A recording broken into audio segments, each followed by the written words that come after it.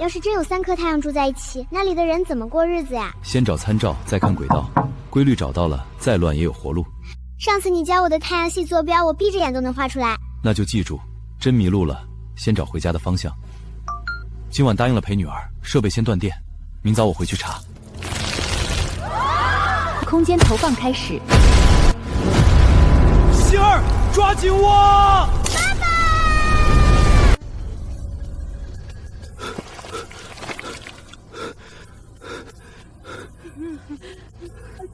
谁在装弄鬼？把老子送回去！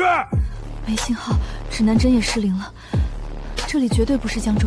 欢迎来到黑塞星文明猎场，所有人已获得文明火种、初始物资包和随机科技树。活到文明终局，可返回原生星球。亲友已随机投放，请自行寻找。目标不在当前区域。我是石器制造，收集石头木头就能做斧头长矛。看清楚 A 级烈焰工业，只要有东西烧，我很快就能造融合武器。想跟我过夜，就听我指挥，先砍木头，把火升起来。科技树未识别，暂无可解锁节点。什么都造不了，废物，那就别来分我们的火和吃的。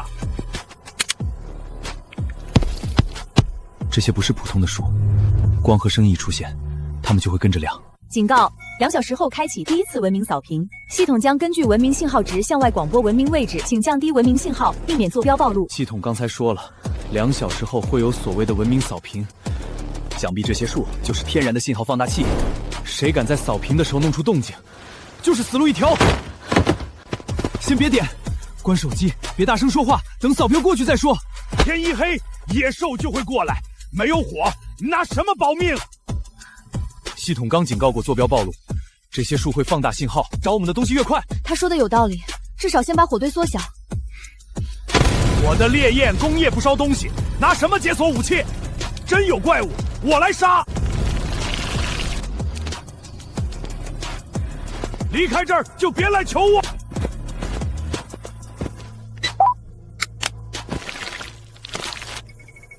文明信号值下降，绝对静默达成。检测到全区域第1位主动进入绝对静默的火种持有者，隐藏条件满足 ，SS 级唯一科技树，3题科技树已解锁，核心天赋恒纪元推演启动，正在解析黑混星3体运行轨迹。原来如此，这颗星球有3颗太阳，它们无规律的交替导致了极端天气灾难。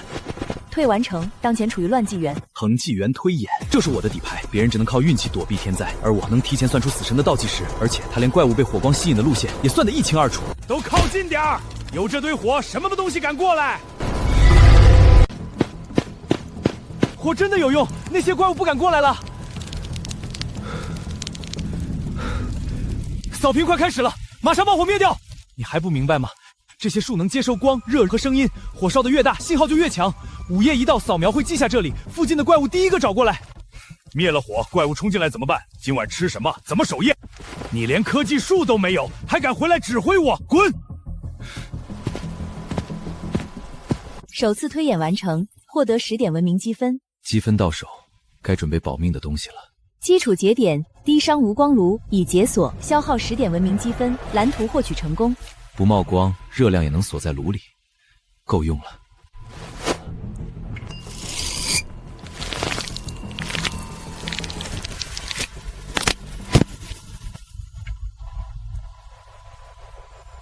低伤无光炉启动，当前文明信号值3，绝对静默达成。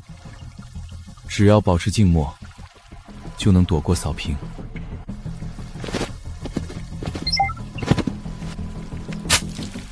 恒纪元推演显示，那是猎手最可能经过的路线。文明扫评进行中，当前文明信号值3，安全。警告！文明信号值97，坐标已暴露。罗哥，信号值快到100了，陆晨说的好像是真的。怕什么？真有怪物来，老子一把火烧了他！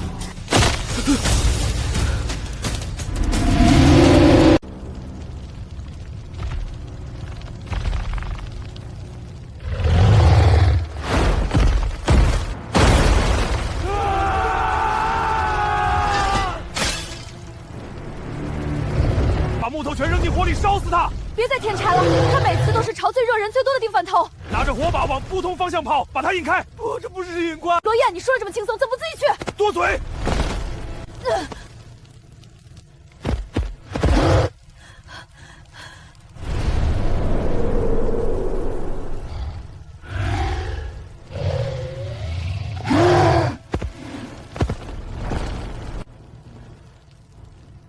进来就别想出去了。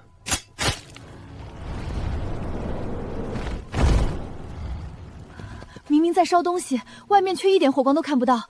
不用震惊，先告诉我你的天赋。我的天赋能够升级物品和拆解蓝图，给我9件同类同阶成品，我能把它升一阶。至于蓝图，我只能够解析出图，东西还得自己造。里面全是金属丝，这种树又轻又硬，正好能拿来搭基地。带上材料，先跟我走。大家都看到了，是陆晨故意用热源把怪物引过来的。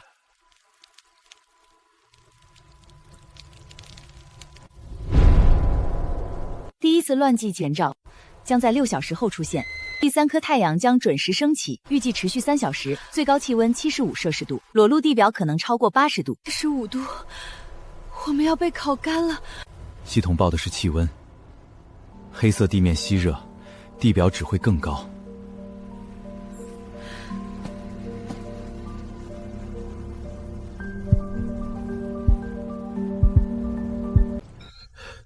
罗燕，你把水都占了，我们怎么活？想喝水，拿材料和文明积分来换。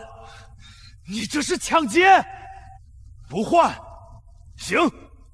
你有本事撬开门，去3颗太阳底下找水。探索密封遗迹，完成无光炉建造，累计获得30点文明积分。新节点脱水休眠膜可解锁，是否消耗30点文明积分？解锁蓝图。解锁。脱水休眠蓝图已解锁，遗迹密封膜、黑树金属纤维和循环阀材料齐全，请自行制造。清河，拆2只空水袋，再拿一根吸管过来。这是什么？它能把体内手进悬层，代谢也会降到最低。人看着像干尸，其实还活着。把自己变干尸，脱了水还能活？陆晨，你脑子被烤糊了吧？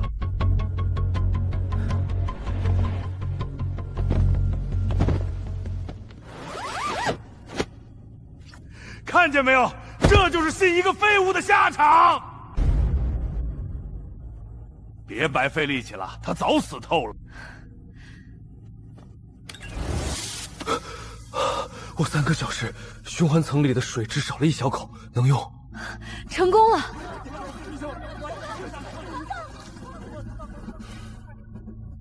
该死！陆晨，你看，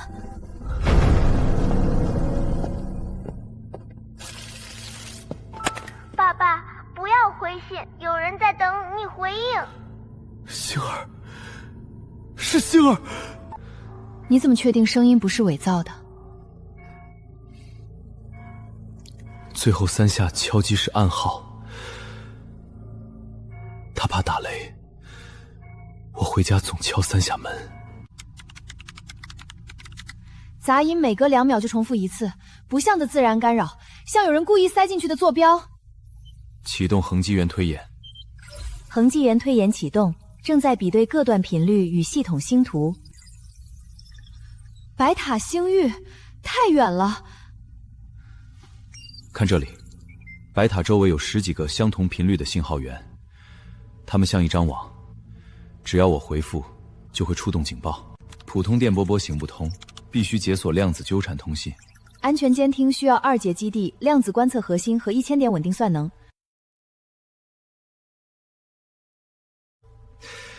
我现在连个正式基地都没有。陆晨，我刚才都听到了，那信号是你女儿的吧？用这个我能把信号打出去，功率是大了点，但肯定能让你女儿听见。条件，把脱水膜和地晕炉的制造方式交给我。滚！你疯了？你不想救你女儿了？我当然想救她，可她刚让我别回。你这东西一开，我们和她的位置都会暴露。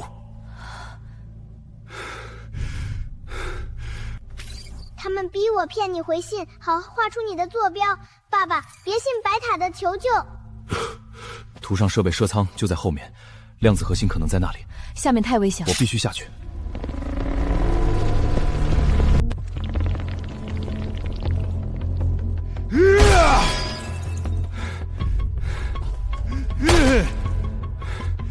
妈的，连老子的石斧都砍不动，这鬼东西怎么过去？探索遗迹，制造脱水膜并解析金属藤蔓。当前文明积分达到50点，纳米材料分支开启，消耗50点文明积分。非刃级纳米丝蓝图已经解锁。清河，用黑树金属纤维高纯金属粉，我来搭高压拉丝装置。明白，材料配比交给我。稳住，再试一次。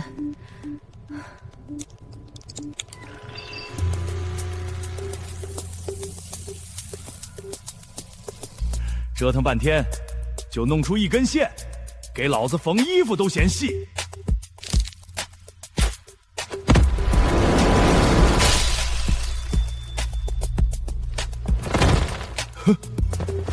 你辛苦开路，最后最大的好处还不是归我？你们这群强盗！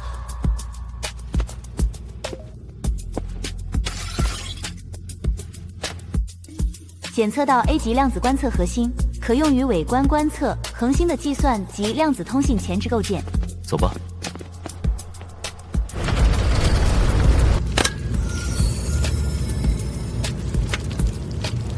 警告：当前基地无计算舱。警告：当前设备储位不足，量子观测核心无法运行。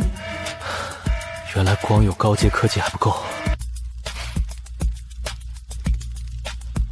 看来必须先把这破根升级成真正的文明基地了。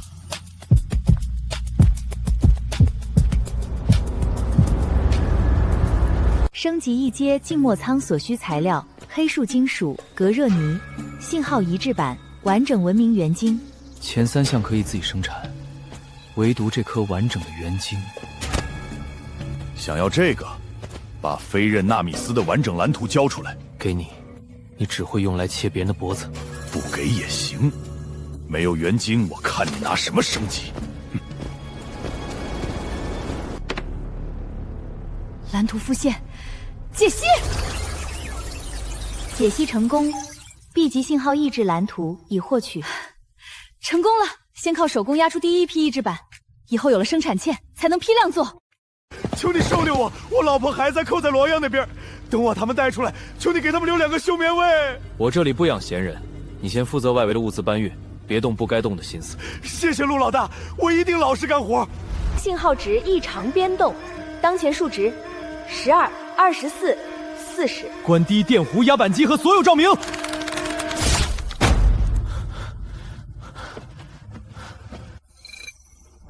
信号值继续飙升，60、75、86。警告：检测主动坐标广播，信号源位于基地内部。不是设备泄漏，有人在主动向外广报我们的坐标。信号还在涨，何清河，是不是你们那台压板机泄漏了？肯定是量子观测核心引来的，大家要被害死了。陆晨根本控制不了自己的科技，罗岩虽然脾气不好，至少他的营地有武器，我们现在过去还来得及。信号源定位中，正在与目标人物重合。信号源可能埋在墙里，短时间内找不到。那还等什么？大家赶紧收拾物资走！走那么急干嘛？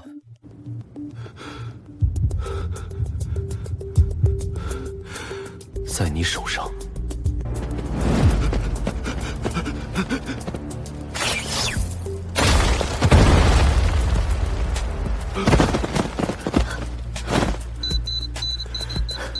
陆成，真的是你！是罗耀逼我的，我老婆和孩子被关在他营地的冷库边上，我不放信标，他就不给我们水。判处！警告：扫描已记录此位置，一头森林猎手正在靠近，预计10分钟后抵达。东侧巢穴内另有一头领地猎手。森林猎手，静默舱材料都齐了，就差罗阳手里那枚文明元晶，现在怎么办？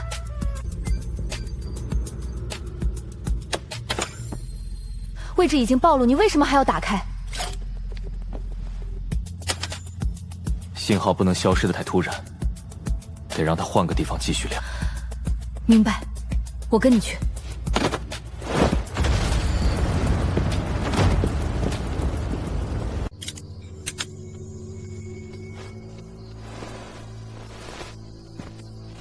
信标回拨没错，这小子真想拿2头怪物互咬。等他一死，量子核心和纳米斯都是我的。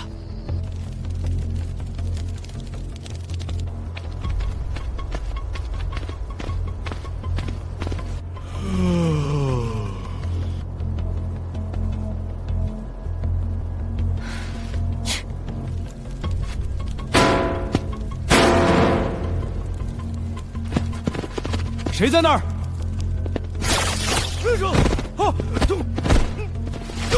快敲门！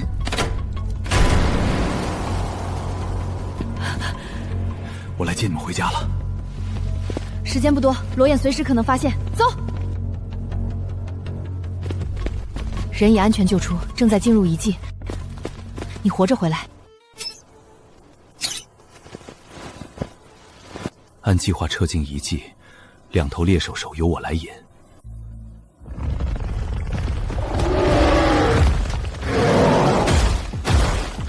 连陆晨一起咬死！还差0.2米，就是现在。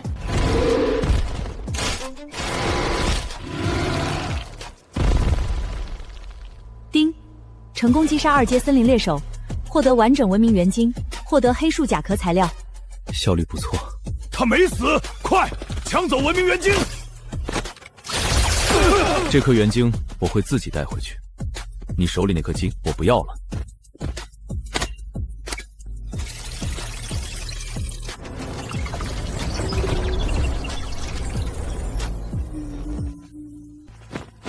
怎么可能？他的科技树明明是空白的。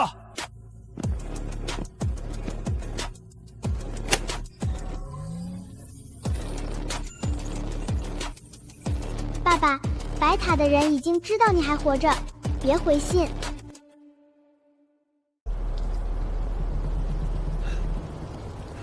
陆哥，收留我们吧，我们能搬材料、守夜，什么活都能干。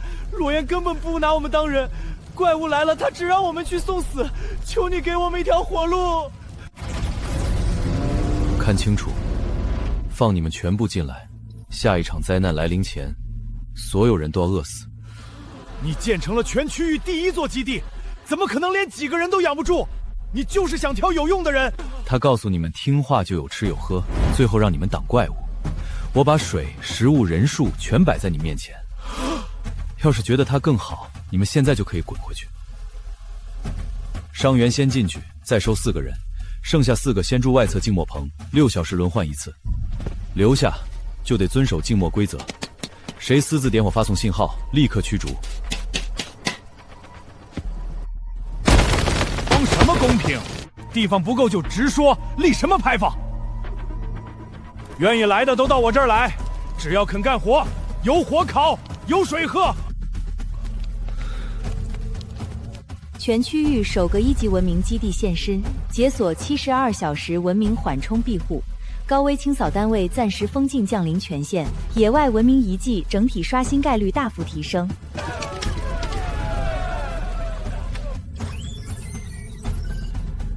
不对，之前出现的3日凌空只是前兆。48小时后，真正的3日凌空将持续整整30个小时，最高温度就是3度。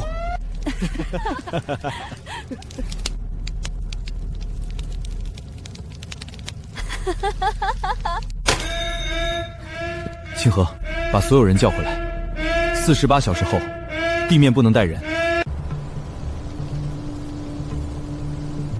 听好了，想要水就去烈焰工厂搬黑木，干满6个小时换半瓶水。半瓶水怎么够？没有水，脱水休眠也撑不了多久啊！陆晨，要不我们去抢了水坑？罗岩人多，但咱们有纳米斯。现在就算抢到1坑水，3颗太阳一出来也会晒干。我要的是每天都有水。找到了，这些黑树为了应对乱季区，把大量水分存在地下根系和树干夹层里。不过树皮里含有金属纤维，普通钻头根本打不穿。而且一旦切口过大，水流产生的震动会引来地下的未知生物。不切主水脉，做一根中空金属针。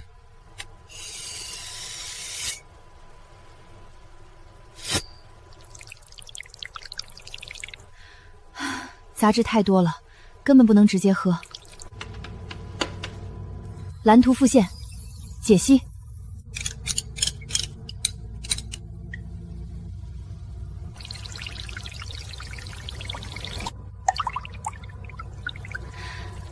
水质检测完毕，重金属病菌和未知毒素均低于铵值，可安全饮用。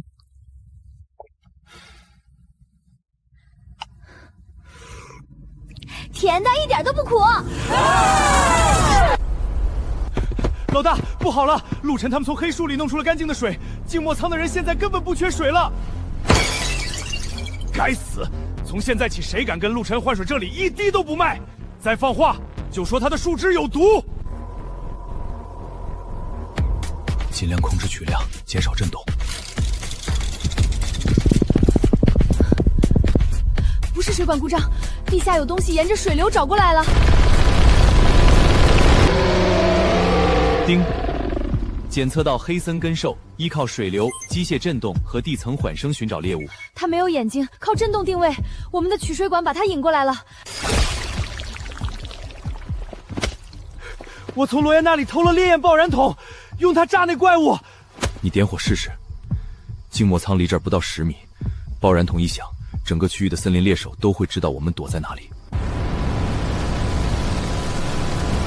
老大，钻井功率加大，可能导致地下结构不稳定。加大，那畜生已经闻到水味了。只要钻井的声音足够大，它就会一路追陆晨的树根基地过去。有10几名工人钻进一停根兽就改道，他们全会被活埋。给我2分钟，我可以把人带出来。20分钟，带不出来，或者你再耍一次花样，我不会再给你第3次机会。感震肉须信号调好了，模拟下水流动震动，根数一定会优先这个。快跑！快跑！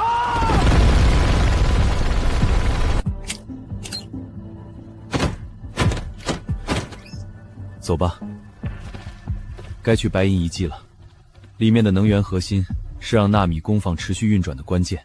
有了它，我们才能真正站稳脚跟。天，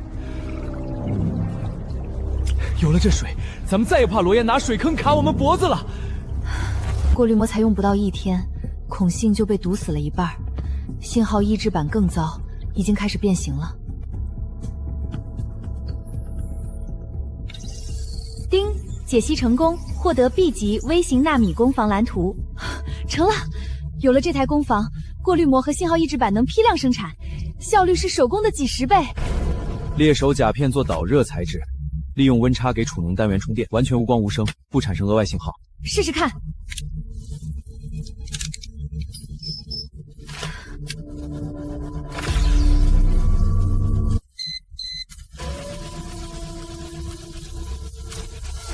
10分钟出3张，规格一模一样。要是一直开着，咱们要什么有什么。静默仓压制率80%，但不是绝对屏蔽。信号从4涨到19，翻了近5倍，等于我们在黑暗丛林里亮起一盏更亮的灯。文明信号是双向的，它既是存在证明，也是猎手的定位信表。科技是把双刃剑，从现在起，纳米工坊只能在质子计算出的扫描盲区中分段运行，每次绝不能超过15分钟。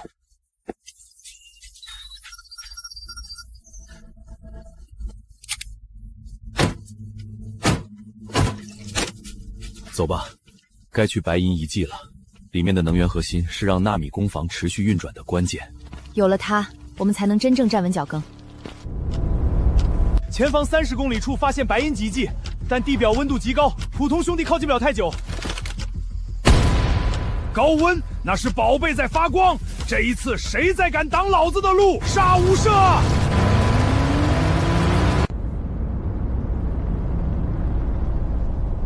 这扇门只在环境温度超过70°C时才开，低了就自动锁死。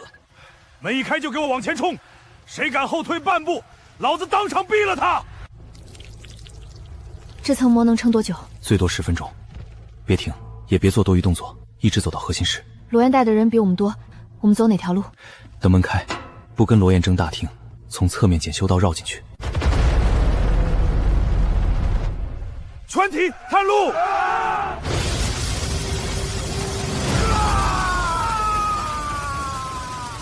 不许停，继续往里压，谁先退我毙了谁！蒸汽按热燃感应轮流排喷，前一波喷完，后一波要隔6秒。6秒够翻过去。我们不翻大厅，走检修道，没有蒸汽灌网。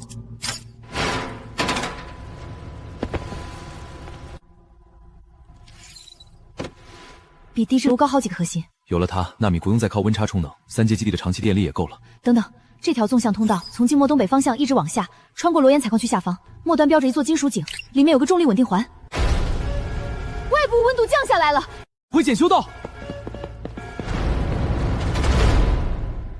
看见没有，核心，这玩意儿带回裂变城，能顶10座蒸汽炉。那才是能源核心！你把我引去采蒸汽，自己绕路偷宝，给我抢过来！3日凌空，持续3小时，当前地表温度82度。撤，先回车上。金属井入口就在罗岩矿区下方，他手里的残图不够全，应该还没发现那座在他脚底下。我们要现在动手。先回去，把冷却和防护准备好，等他先把井挖开了，我们再进。陆晨，你等着，白银地是我的，地底下的东西也只能是我的。陆队。外头地面温度已经超过85度了，烈焰工厂离我们这边有3公里远，就算他们全死在那里，也跟我们没关系。罗岩刚才还在白银遗迹外头想抢咱们的东西，他那些手下替他卖命，也是他们自己选的。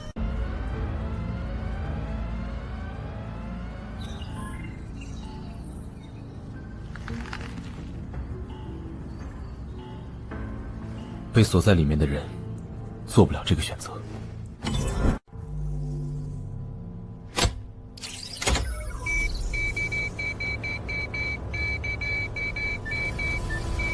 全功率的启动，文明信号暴涨，5公里内数文全亮，我们彻底暴露了。我知道，但那座工厂里的人撑不过10分钟了。罗燕和他的核心成员躲进了仓库，可生产区里还有10几个被锁在流水线上的人。明白了，我走前面铺路，隔热板挡住一部分热辐射，但时间不长。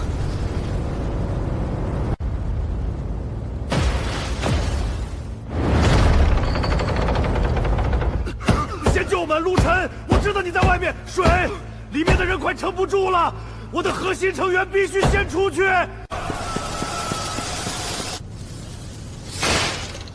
全部往地下通道撤离，沿着墙根走，不要抬头看天。快！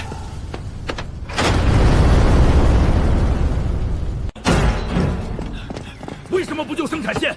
那是光明营地换取物资的根基。冷却液只够开路，我只能先救人。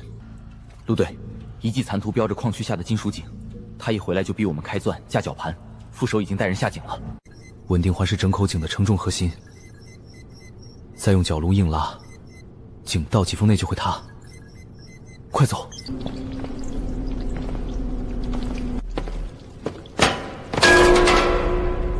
别碰墙，这里的金属井壁结构特殊，能把声音像扩音器一样放大。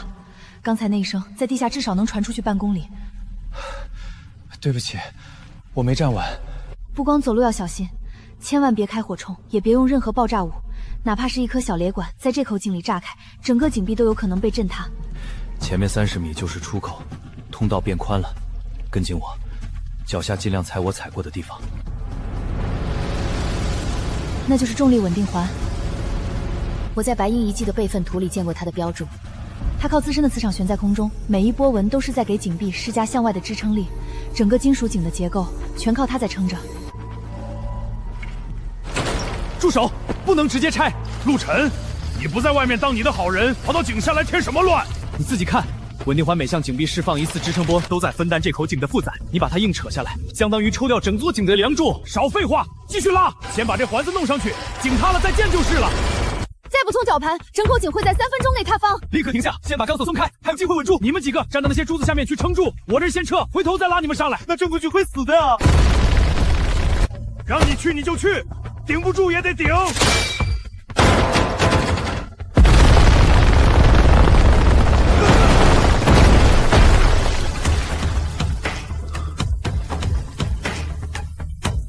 陆晨，先把我弄出来，只要你拉我出去，那环子归你，我什么都不要了。他们是你带下来的，你说过让他们顶柱子，你的人先撤。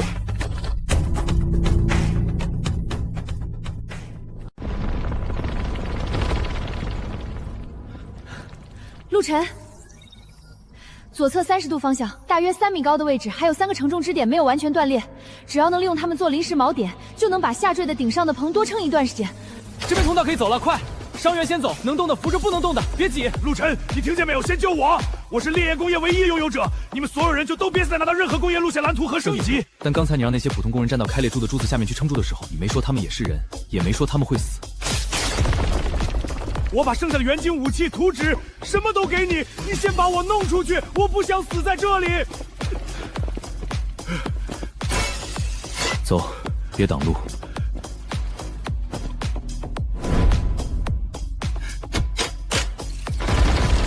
哈哈哈！你蠢不蠢？这东西谁抢到就是谁的。你救了半天人，最后还是要便宜老子。站住！那是承重核心。你说的对，我确实不聪明，所以我在救你之前，先把绳把拴好了。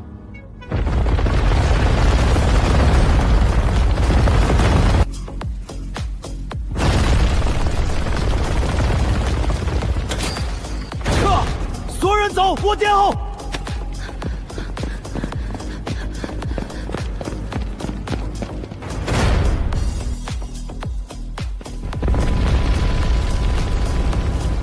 温度3分钟内降了将近50度，我们必须马上找个地方避一下寒。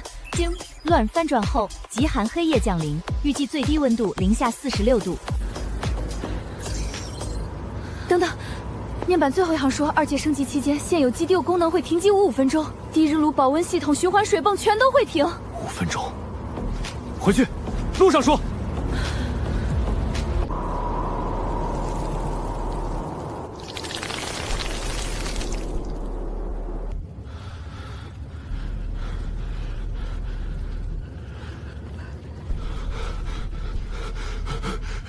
陆老大，这静默舱当初设计就是12人的容量，现在外头20多号人挤在一起，热量散得更快，必须把后来投奔的赶出去，先保我们自己人活下来。重伤先进去，腿脚失去知觉、手指发黑的优先，孩子和伤员进恒温区，其他人分批脱水休眠。凭什么？这基地是我们建的，他们什么都没干。因为你还能站着，他已经站不住。这不是奖励，是救命顺序。不服，你留下跟他换。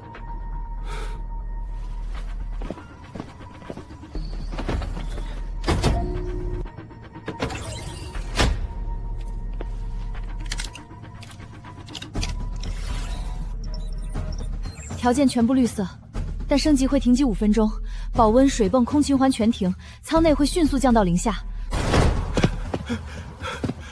停机时间公开，罗岩带人来了，想趁这5分钟抢储水箱和能源线路。你上次还给罗岩放过信标，谁知道是不是又设局？火种压在这儿，我老婆孩子也在后舱，我要再回头，你就捏碎他。你和韩城挡5分钟，指示守门们不要追，恢复后立刻回来。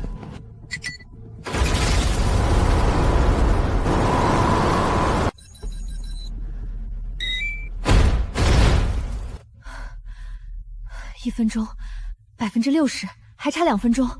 罗岩到外门了，有烈焰切割器，外门开始烧了。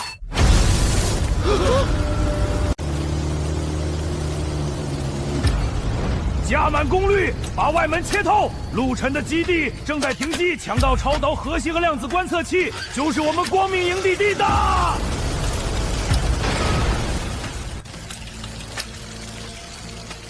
外门还能撑多久？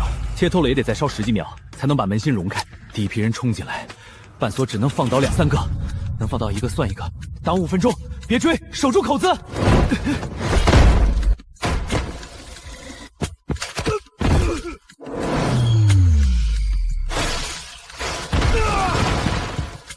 废物，爬起来继续冲，别管架子，门已经开了，强攻进去。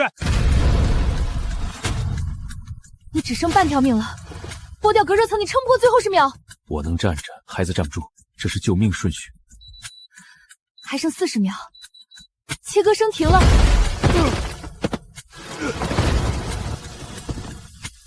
陆晨，你费了这么多劲儿，最后还是给我做嫁衣。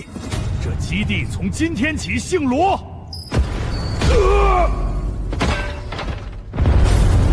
2阶地下监听站升级完成，净水循环纳米工房40座休眠舱、恒星观测台全部联动。罗岩连门都进不来，拿什么抢？文明信号压制率90%。撤！伤不深，你没退，以后留下。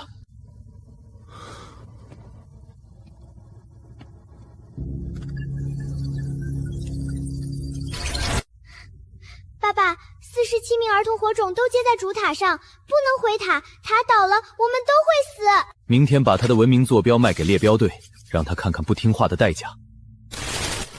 魏川，是自信我们找不到，还是故意引我们？47个孩子，星儿也在里面。理清情报后，白塔我必须去。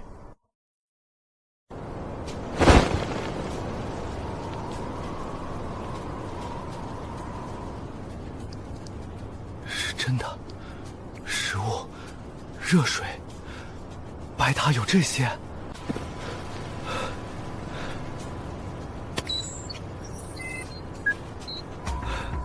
救命！我们在103区域，快来救我们！我们快冻死了啦！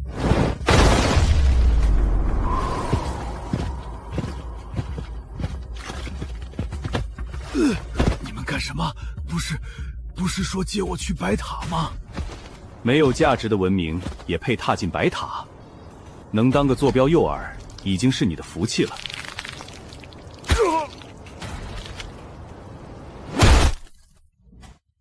谁回复坐标，坐标就送到他们手里。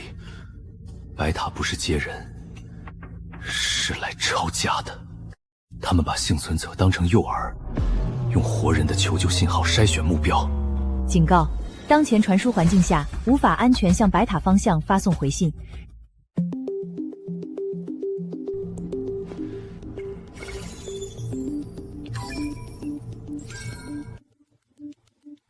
锁在白塔主塔里。想跟星儿建立无痕通信，必须拿到那个林子。而质子重合的线索在30公里外的镜湖遗迹里。以我们现在的人力装备，我过去至少1天半。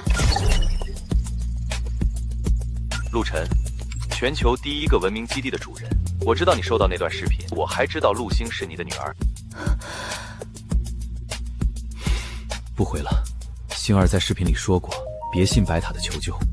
他知道魏川会拿钓鱼，星儿，再等我一下，我不能拿整个基地所有人的位置去赌你的安全，必须要拿到不暴露坐标的通信技术。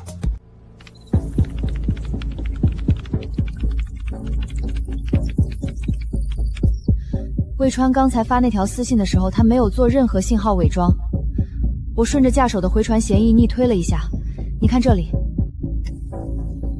难怪他一劲儿的诱导你回复。只要你按1次确认键，哪怕只发1个字，他就把监听站的位置缩小到几百米内。他根本不需要你交出蓝图，他只需要你开口。所以那条私信本身就是陷阱，文字末尾那句只要回复知道你在哪里，不是吓唬我，是在激我赌一把。我们现在不回复，魏川肯定会在白塔里拿陆星逼你，但只要回一句，监听站做就会暴露。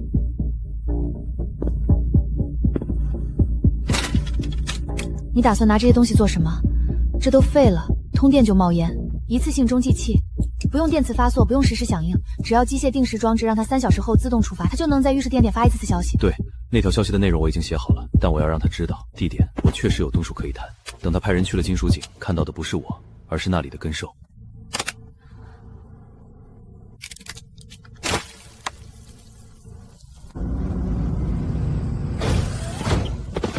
散开，确认信号源物理位置，给我把每一寸都搜到。有东西，地下有东西，撤退！逃回的队员会让魏川有所顾忌，下次收到信号，他只会先派探子，不会贸然强攻。拖延只是暂时，他绝对不会就此罢休。拿不到我的坐标，他会对星儿和其他孩子动手。中继器只能挡住一轮试探。那我们接下来清除中继器留下的痕迹，然后等近乎遗迹的消息。连续3支指搜索队都被你的星途带进了危险区域。我让人按照你画的轨迹去找陆晨的基地，结果3队人全撞上了黑森林猎手跟兽，或者直接走进死路。陆晴，3张星图你根本不是画错，是故意的。只是你看不懂，这就是我眼中的星图，是你能力不够。处置孩子的时限仅剩12小时，天亮之前，我必须拿到质子出河。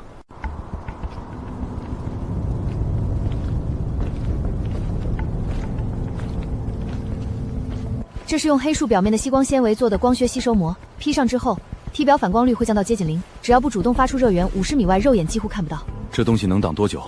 只要不破，一直有效。但它不隔红外，低烟炉必须关掉，体表热量也要靠脱水膜压到最低。进入半脱水状态，代谢降到最低，呼吸频率渐变慢，体温保持在与湖水接近的水平。水下有一条古明维护管道，直通遗迹底层，冰膜下方才是真正的深水区，在湖底东南侧30米处。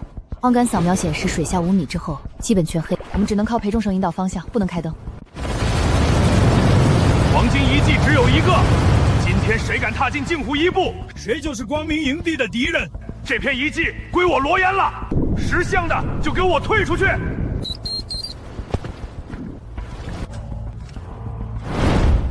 哥，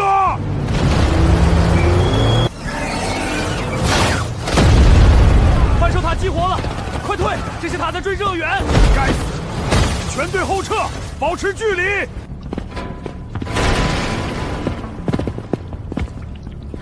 这就是质子除核，怎么这么小？系统说它是不完整形态，需要接入高算力基地方可能完整运行。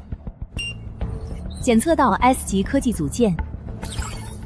12小时只能用一次，一次66秒，就这60吗？轴承模块拿到了，回去配底盘正好用得上。陆晨，你看这个。大海捉压着46名未成年孩，最小7岁，所有火种全部绑定主塔，把所有孩子的火种都锁在了主塔系统里。只要主塔里所有火种会同时熄灭，系统会判定文明覆灭，那些都毁掉。他不是在担心塔本身，是在提塔一倒，他和其他孩子都会被系统带走。他比魏川想的更远。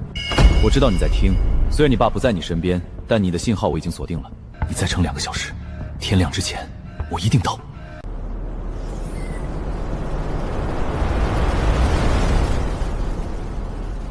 从拿到它到现在，已经过了11个小时，剩余可用时间不到1个小时。启动微乖扫描，4层关押孩子区域，魏川没有把他们分开，是为了方便统一看管。魏川的坐标交易室，那些芯片应该是交易记录。文明增幅器，魏川拿它来引诱森林猎手。星儿，你在墙上反复敲击的就是这个位置，你告诉我的那条生路，就是这条废弃维护管。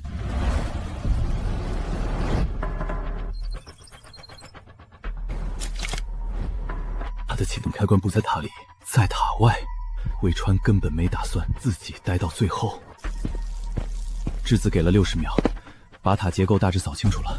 孩子的关押区域在4层，魏川的控制值在43层。43层，那是白塔的中上段，不是顶层。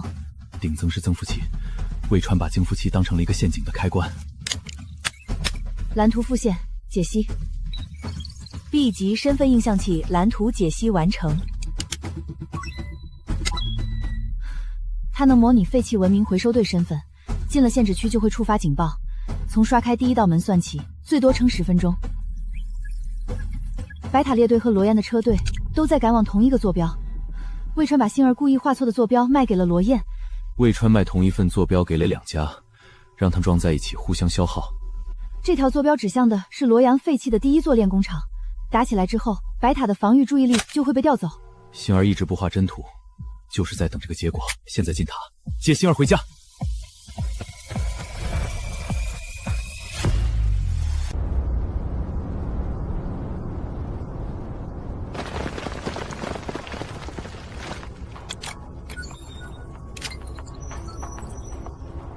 快把验证器装上，魏总给的坐标就在这里。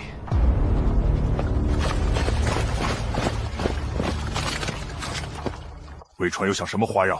是白塔买下坐标，和你没关系。没关系，他给我一张假坐标，把我骗到自己的旧工厂，还想让我替他探路。那就把东西留下，我自己验证。想抢？你可以试试。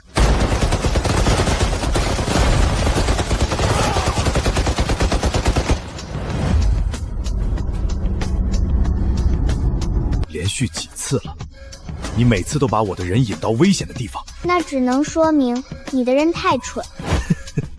你很聪明，可惜聪明救不了所有人。姐姐，魏川，你要干什么？你应该知道文明增幅器的作用，信号越强，黑森林的猎手来得也越快。10分钟内把真正的坐标画出来，否则我就把他的火种接上增幅器。东侧，第3层。陆星，他在告诉我位置。这个身份只能撑几分钟，够我们进去。这么多资源，外面的人却还在挨饿。这些东西不是用来救人的，是魏川控制人的筹码。先救星儿。被发现了。一个早就注销的回收队身份，也敢闯我的白塔。陆星在哪儿？陆星，你父亲来了。爸爸。星儿，我来接你。可惜你们今天谁也走不了。现在我们一起等他们过来。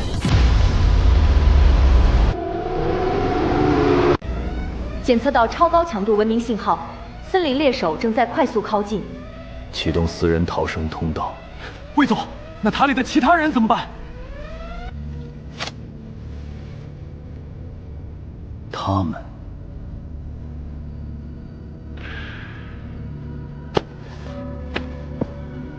让陆然人陪他们一起死。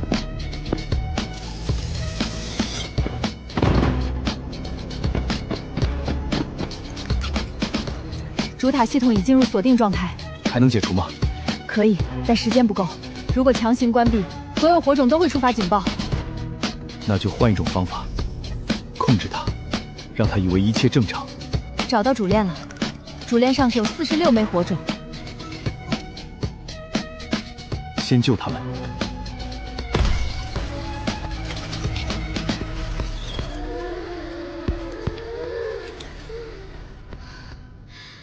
大家快走！可是还有人没出来。那我们一起救他。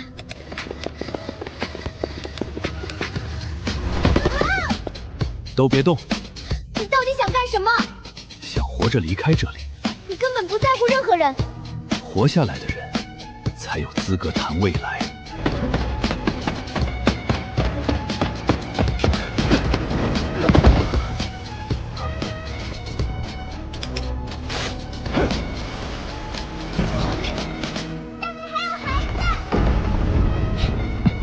陆晨，新主人。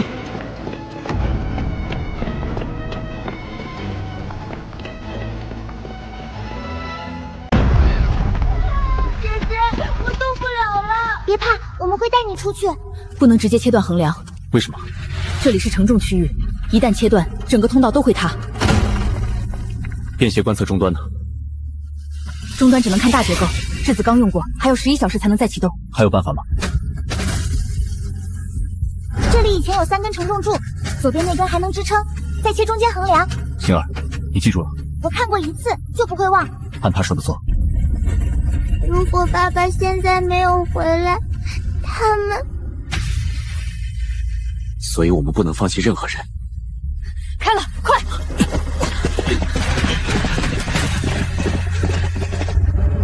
陆晨，你永远改变不了什么。坐标账本可以再找，人死了就再也找不回来了。爸爸，这个给你。A 级量子凌层，还有这个白塔里的高密度计算聚捆。我们需要的升级条件齐了。看来这一趟没有白来。看来我来的正是时候。罗岩，这些孩子的能力不应该只掌握在你手里。尤其是他必须跟我走。不可能！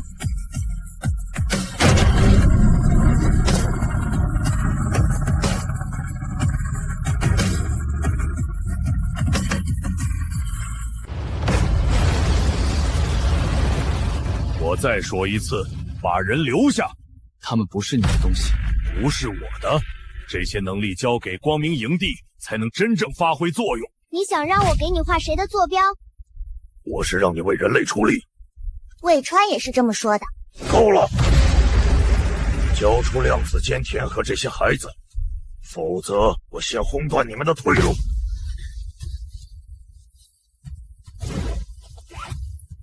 陆晨，这块清册能把一个文明信号复制成47份，能骗过他们，能制造出47个假的文明目标。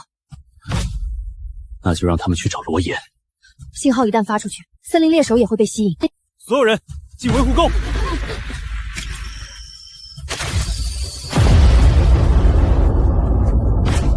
检测到47个文明信号源。怎么回事？开火！先解决这些怪物！陆晨，你以为这样就能跑掉？走。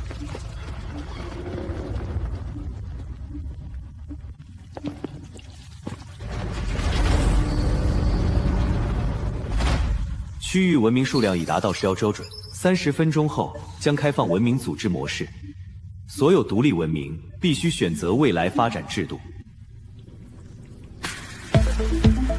看来我们得做个选择了。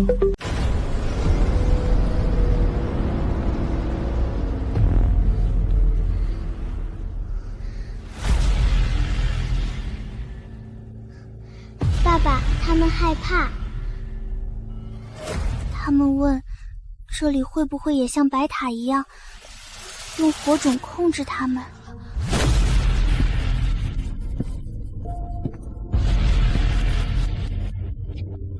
这里不会，你们可以留下，也可以离开，这里不会拿走你们的选择。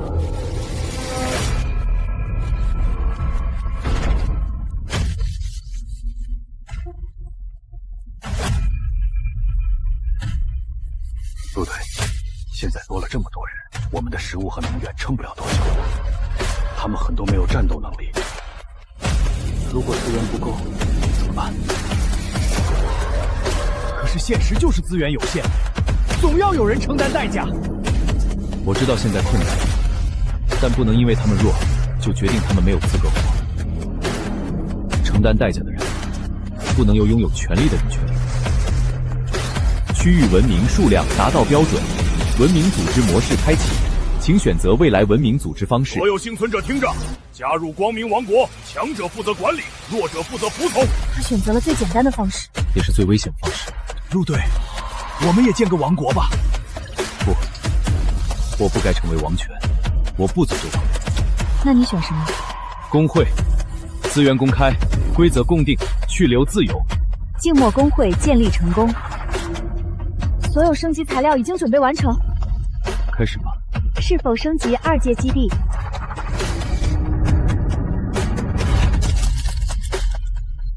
不好，君离撑不住了。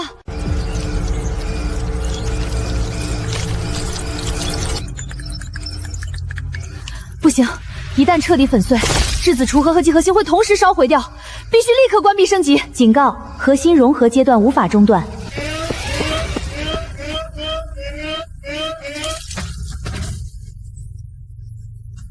等等，不是能量问题，是47组火手种信号残留在内部，正在互相干扰。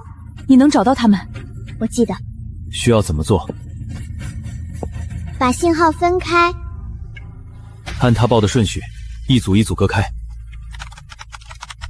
最后一组频度接入。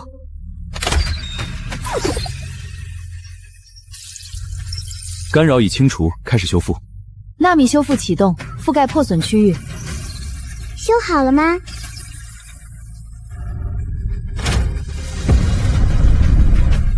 3阶基地升级继续，3阶质子科研站升级完成，新增功能10公里质子侦察、量子钩缠通信、微观结构建模、高精度科干扰、高精度医疗与科研系统，设备数据全域联动。被动科技所可按质子标记定向封锁1公里内的敌方电子控制设备，持续30秒，冷却12小时，纯机械结构不受影响。测试消息已送达巡逻组，仅配对终端可见，外部无法追踪来源。恭喜玩家陆晨，首个3阶科研文明已建立，评价未知，文明信号无法完整解出。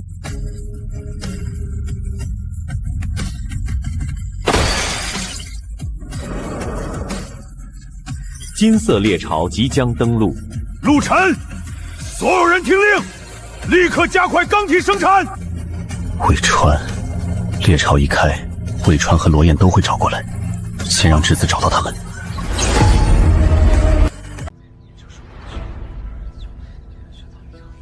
工坊和医疗舱都有了，还不开足马力造药，留着干什么？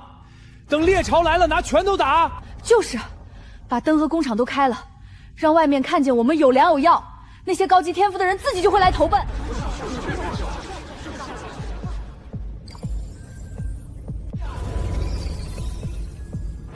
傍晚功率运行1小时，文明信号增加16点，外部照明1晚上增加8点，无线广播招募增加1点。文明信号那玩意儿高了又怎么了？不就是个数字吗？黑数会放大信号，超过60点，森林猎手发现概率翻倍，就像黑夜里举着火把走，火越大，招来的东西越多。那罗燕的光明王国天天点灯烧炉，烟几公里外都看得见，他怎么还活得好好的？质子，调出光明王国的实时画面和信号值。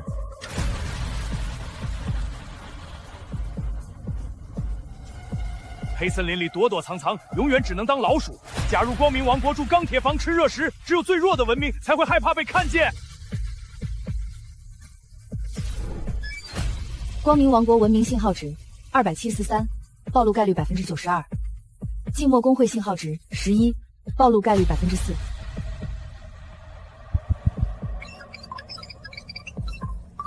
即刻起执行文明信号预算：第一，供水和医疗一直开，人命比信号重要；第二，工厂只在扫平盲区开，每次不超过2小时，开完立刻降温断电。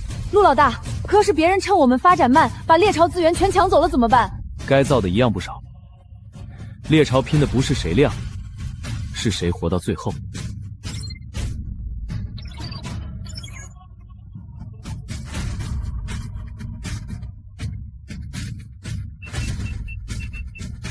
5、4、3、2、1。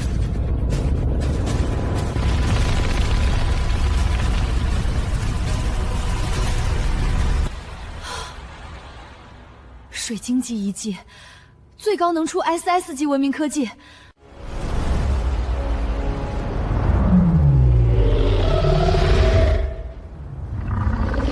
他不是在吃我们，是在吃附近文明的能源。下一个就是我们。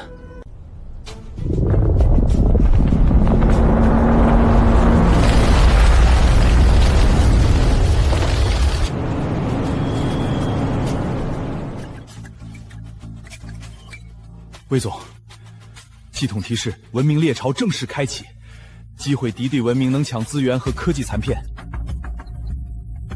终于开了。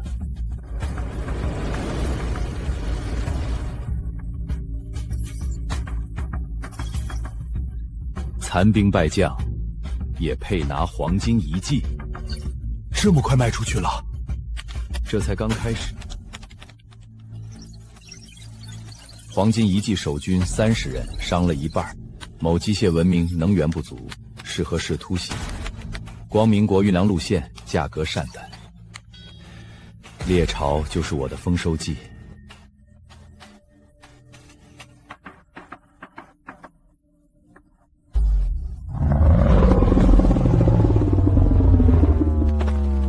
准备好，我一扫完就冲进去。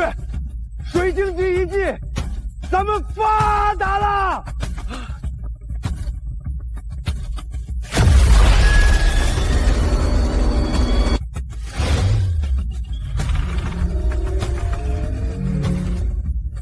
不好，他们的火种亮了。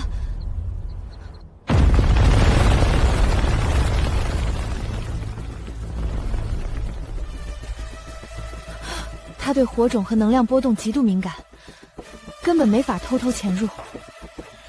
继续扫描，找出它的核心，打不动外壳就从里面下手。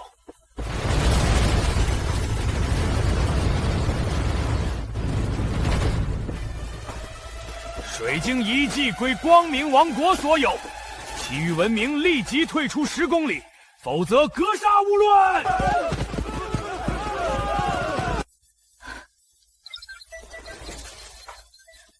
不对，质子连原子缝都扫不进去，外壳是强相互作用材料，那些炮只会给它送能量。先看他打，王，咱们这么多炮一起开火，信号太大了，要不先试探一下？试探？老子带了上百门炮，还怕一头畜生？开火，给我轰碎他！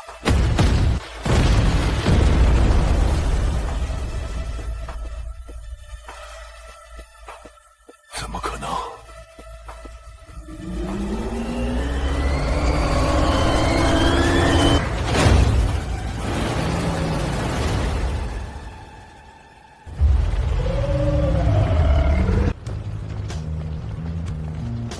吞城者那头畜生，炮打不动，还吸能量。魏川，我要附近所有文明的位置和兵力部署。开架！爽快！黄金遗迹坐标3枚，小型文明情报一枚1个。我这儿还有个好消息，静默公会的大致方位，要不要一起打包？要，全要。好说好说，坐标稍后发送，合作愉快。按坐标推过去，小的吞掉，大的绕开，先把周围清理干净，再回来收拾那怪物。王，魏川这人靠得住吗？他会不会把同样的坐标也卖给别人？哼，他敢！老子的炮队就在这儿，他敢耍我，我连他一起轰！该死！魏川不是说这地方只有我和光明王王国知道吗？你们怎么在这儿？魏川也是这么跟我说的，说好了独家情报，结果来了3拨人，绝对是你们泄露落标，找死！去他妈的魏川，管他谁泄露的，先打死眼前的，遗迹就是我的。魏川根本不在乎谁赢，他只想把同一份坐标反复卖，卖一家赚一家，死的人越多，他的情报越值钱。先查清他把我们的消息卖给谁了。3条假入口各走个不同的渠道放出去，谁来就说明谁买了我们的情报。钓鱼执法，算是吧。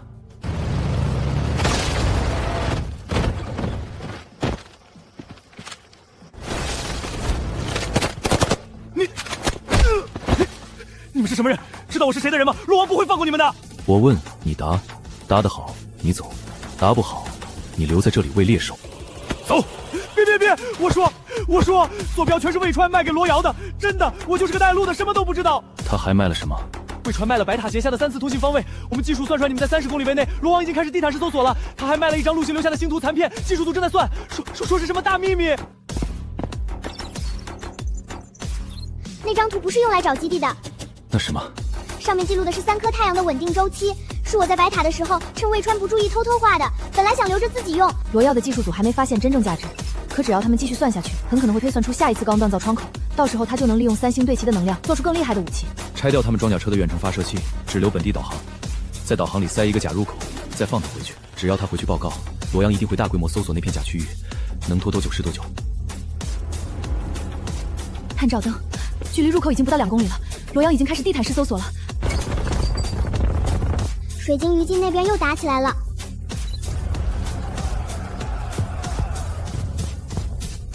罗燕拿奴工当诱饵了。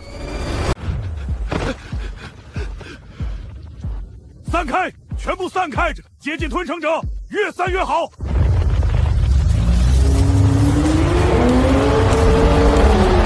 钢铁炮队集中火力，从侧面攻击水晶遗入口，把它引过去。王，奴工们还在攻击范围里，炮一打过去，他们可能回不来。只要能让吞城者离开遗迹几分钟，他们的牺牲就是值得的。你要是心软，就下去替他们跑。是。不对，他并不是毫无弱点。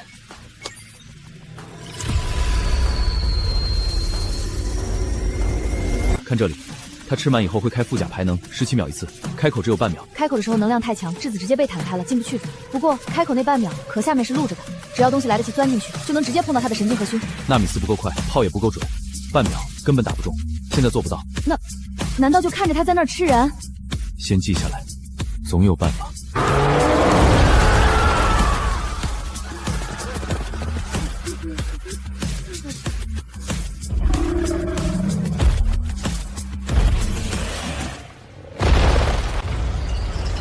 王，那些人还活着，他们躲在树根下面，不能开炮啊！他们已经没有能力撤回了，留着只会继续消耗食物和药品，连同吞城者一起炸。能炸死那头畜生最好，炸不死也能逼他挪个地方。可是，执行命令！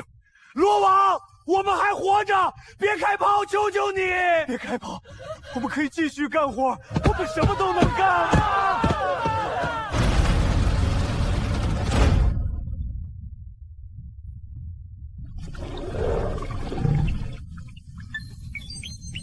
炮口全夹住树根了，一开炮，上面人一个都活不了。开科技锁吧，罗爷马上就知道我们有这招，以后就有防备了。不开，他们一炮都活不了，怎么办？开，30秒，先把炮按死。人都炸没了，还藏什么技术？早就该这么干。科技锁准备就绪，全炮装填完毕，等待指令，开火！给我把他们全部轰成碎渣，连那头畜生一起炸！报告王，电子炮全部失灵，点火器、瞄准屏全部失效。陆晨，除了你，没人拥有这种技术。你给我出来！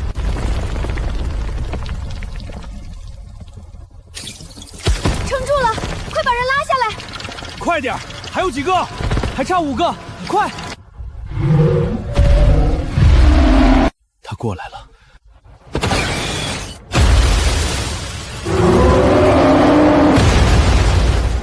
快，最后几个！30秒到了，科技锁失效了。该死，陆晨，你敢动我的人！我要不要追？他们肯定跑不远。追？怎么追？科技锁说开开就开，你知道他还有多少招？他们是我的奴工，我怎么处置轮到陆晨插手。这笔账我记下了。陆老大，这是我偷偷存的手机记录，怪物每17秒开一次排能枪，有规律。罗岩只让我装炮，不让我说话。谢了，你叫什么？我叫老周，火炮研发，被抓做奴工。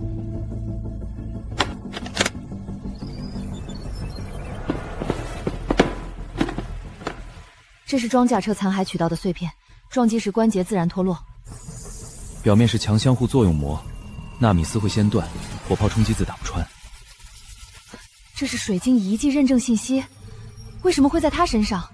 质子接入遗迹无结构，实验室存放未完成强相互作用种子，造出它，我们就能拥有吞者同级别的防御外壳。吞城者正好压住维护口。没错，每17秒抬副甲，维护门只露出半秒。通点测电子信号与热燃，进去不能开启任何电设备。下一次质子无法探路，要进去只能靠人、眼睛、双手记在脑子里的路线。体温32度了，隔热膜能撑半小时，超过时间，我们的热量就会漏去被他发现。放心，我速战速决。走。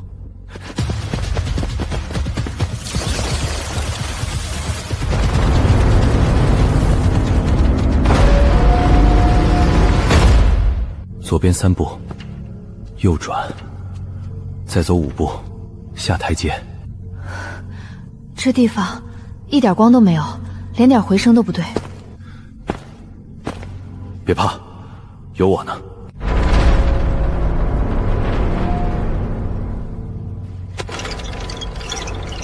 你们进去拿东西，我守着门。门要是落下来，你会死的。这玩意儿好几吨重。别废话，快！今天不是还债，这道门总得有人守，不然你们出来的时候门就关死了。10分钟，10分钟不见你们我就撤。10分钟，我们不出来得走，你也得，这是命令，快去吧。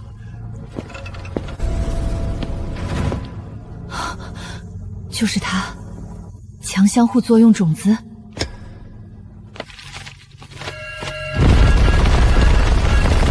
遗迹报警了，吞城者被惊动了，快走！你们，快点儿，我撑不住了！杜城，生！快逃离这里吧，事不宜迟。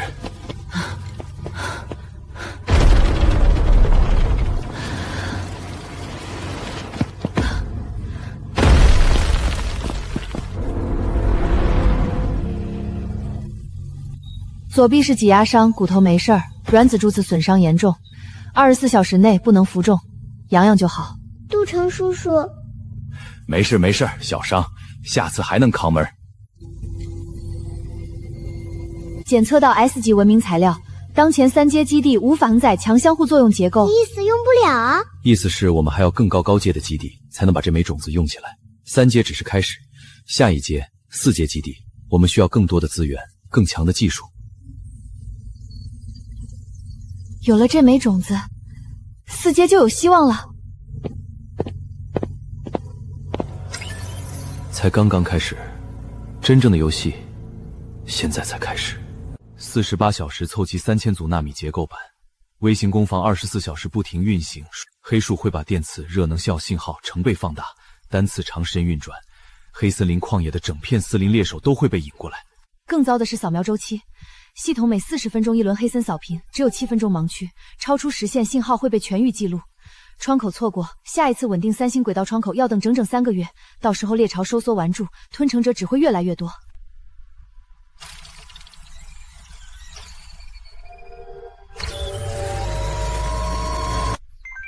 第1组解析完成，第2组解析完成。停下！你的神经耐受度已经到临界值，再强行解析会永久损伤蓝土天赋，以后高阶装备再也复刻不出来。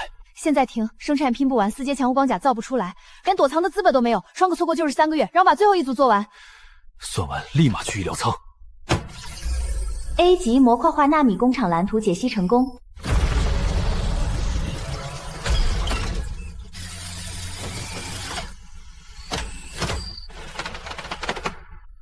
以前人工配合小工坊1小时才10几组，盲区7分钟，全功率能出40多组，这产能差了3倍不止。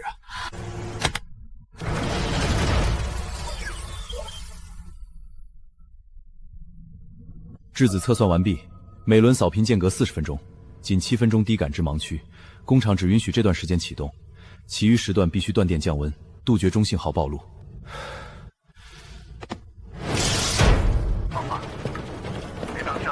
3000组纳米结构板完成，压缩能源反应堆进入最后组装，4阶实体材料全部就位。陆晨，看雷达！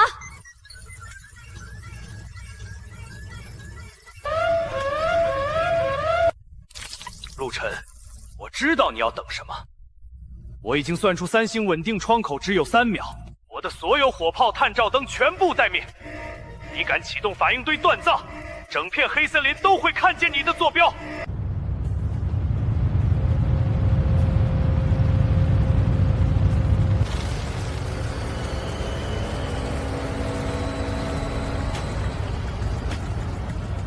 交出水滴胚、全套纳米图纸和模雀化工厂，我勉强给你留个贵族位置。若是识相并入光明王国，你们不必再躲在树根下苟活。从此昼夜灯火不绝。你不是来谈条件的，只是忌惮4阶堡垒成型后，你的裂变工业完全无法破防。你依赖持续高热、强电磁，黑树会把信号放大100倍。清扫探测器只要捕捉到这种量级信号，整片王国都会成为打击目标。清扫探测器远在天外，眼下先解决你。43秒恒星稳定窗口，只要1发链炮弹震反应堆，破坏成型中的强装甲，你们整个基地都会在内能爆炸里灰飞烟灭。我倒要看看你敢不敢开炉！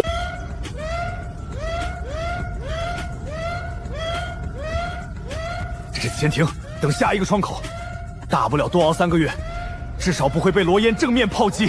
不能等，3个月后的猎巢压缩范围会再缩小1倍，我们藏不了那么久。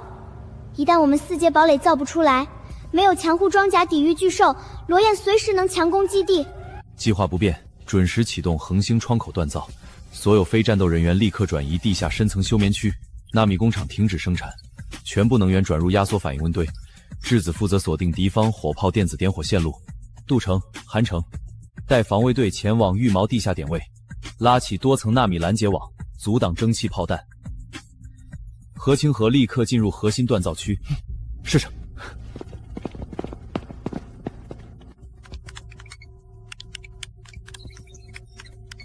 距离稳定窗口还有60秒，恒星稳定结构成型前，绝对不能中断反应堆源供给。3颗太阳将在60秒后形成稳定三角。所有火炮装填，探照灯准备，只要看见锻造白光，全线射，就把整片森林给我照亮。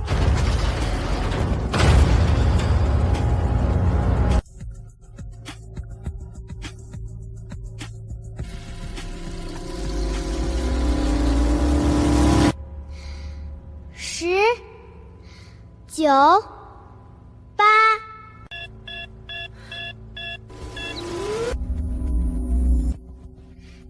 4、3、2、1，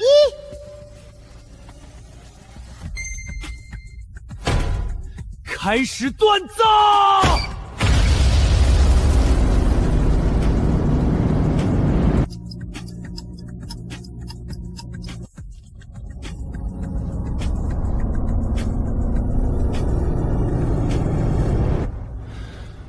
开火！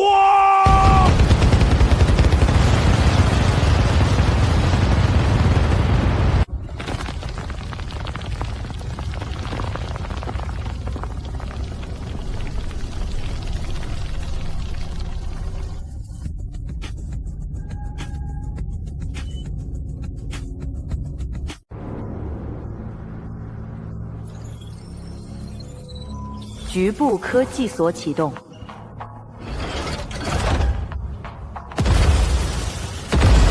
起网拦截！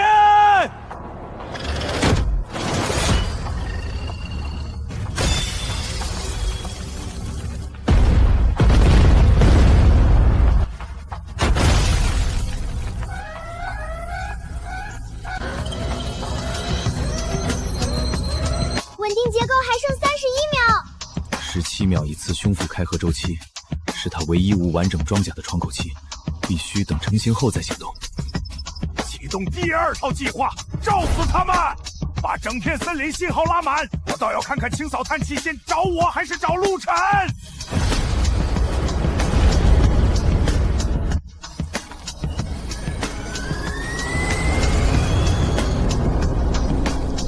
陆晨，你不是最喜欢静默吗？现在成片森林都能看见你的坐标，要死，大家一起死！自寻死路，他的能源设备全部暴露在开阔高地，切断外部供电线路，只留底层微光机械维持基础照明。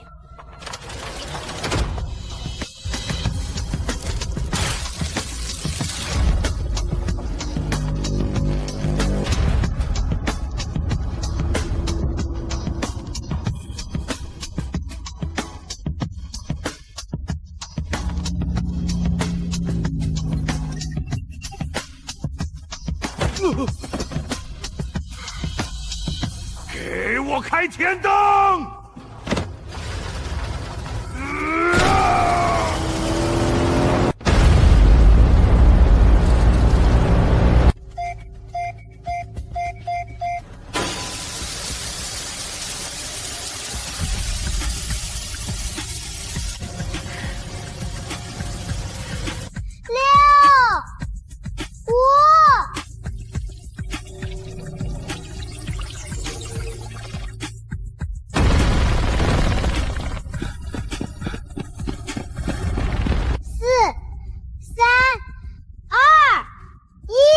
！4阶强相互作用堡垒升级完成，内置水滴胚来制造接口。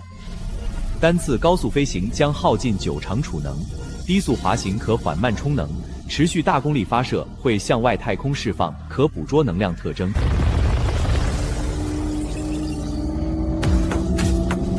怎么回事？这种材料连吞城舍撞击都不会留痕，我的裂变炮根本破不了防。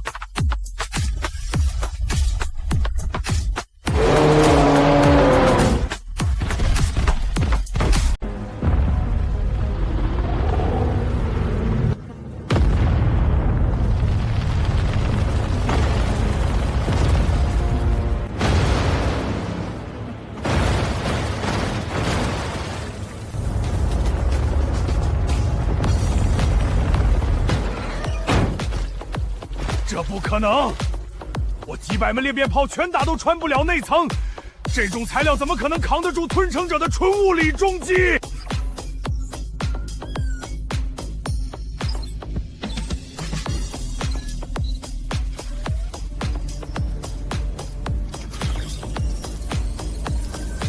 ？1号水滴探测器制造完成，当前储能90%，高速贯穿模式消耗全部存量，怠速返航，可沿空间微弱能流缓慢补能。高速启动会释放跨星球太空级能量脉冲，可被黑森星外清扫探测器捕捉。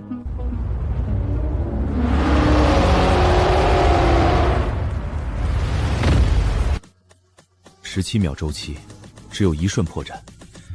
水滴高速一击会暴露整个基地太空坐标，但现在别无选择。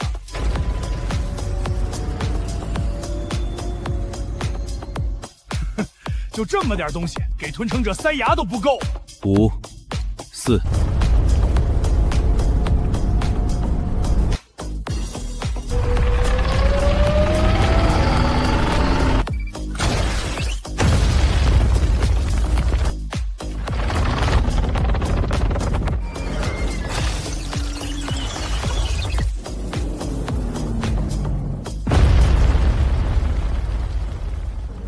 恭喜静默宫会长完成全区域守卫5间吞生物击杀，水晶核心遗迹解除封锁，获得水晶文明遗址完整控制权，获得 S 级科技线索为未完工波变检才能组装完整设备。我倾尽全部工业产能打空弹药，连它瓢皮都划不破，这小东西一下就杀了。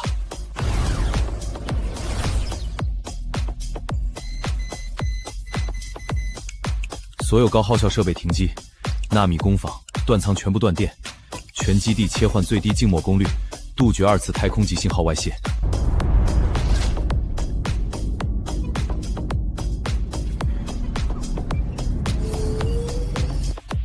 检测到太空及相互作用脉冲信号，未知清扫探测9更改航线，预计10天抵达黑西星。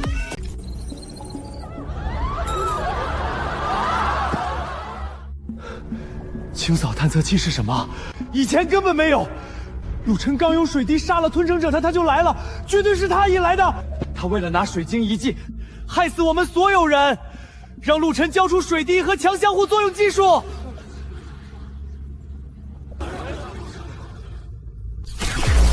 陆晨，你那套偷偷摸摸的科技救不了人，你必须公开所有三体科技，把水滴交给区域共同使用。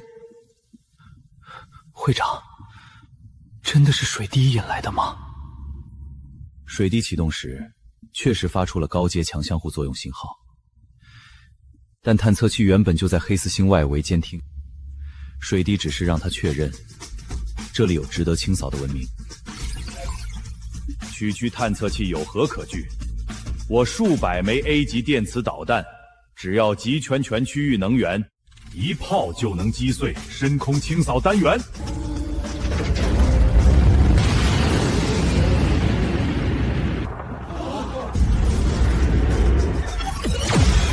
检测短距太空脉冲武器发射，小型文明认定完毕，清扫打击执行完成。常规高能武器会暴露自身位置，硬碰硬没有任何胜算。我们唯一的出路是完成信号5阶文明建设，用黑去遮蔽自身所有能量波动。丁 S 级黑域场雏形领取成功，4阶堡垒可临时展开封闭静默场或狭长黑域走廊，单次最多3分钟。使用后核心仅剩约30%能量，必须在8分钟内接入5阶基地，否则核心崩溃。A 级烈焰工业吸收恒星能源进化为 S 级裂变工业，全域文明信号持续230，区域扫描极易吸引本土巨兽。猎巢吞并5座小型求生营地，登记人口673人，远超陆晨126人。5阶文明500有效成员门槛，只有我达标。陆晨只会躲在地底抠抠搜搜，不敢发展高能工业，清扫探测器将至，唯有足量钢铁、能源与人口才能守住生路。他靠掠夺堆积人口与能源，信号永久外露。深空探测器一旦全面扫描，整片裂变领地会成为首要目标。我们登记的有效成员只有126人，根本不够。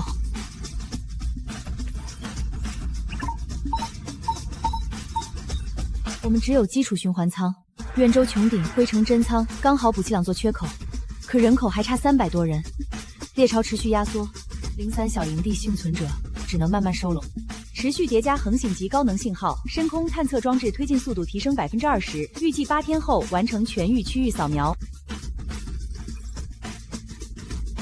先前往绿洲交涉恒星核心与生态穹顶，同步探查灰城引力阵这与真菌仓，顺路收拢流离资源幸存者，补足人口缺口。看清楚了，陆晨拿到 IS 级奖励，只会选择一件让自己继续躲藏的黑域模块，而我选择的是正面发展。光明国有食物，有能源，有钢铁防线，还有击杀一切敌人的裂变武器。光明王国吞并5座猎巢小型营地，登记673人，只要愿意进场劳作，人人有灯火暖房。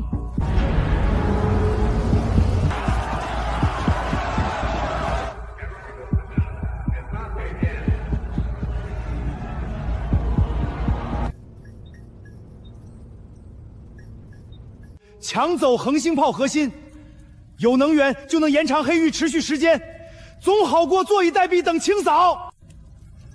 黑域单次只能支3分钟，8小时不升阶直接报废，多一份能源就多一条生路。恒星核心配套整套生态循环，强行抽取会直接杀死全部光合植物。第3座灰城真菌仓还没拿到，3座生态基地凑不齐，5阶依旧无法启动。就算拿到恒星能源，无完整生态维持500人级代谢，黑域撑得住，人撑不住。靠强制收拢堆积人口并不稳妥，援救84人全部绑定能源联动回路。如果我们强行夺取核心，回路触发，所有人都会瞬间失去生机。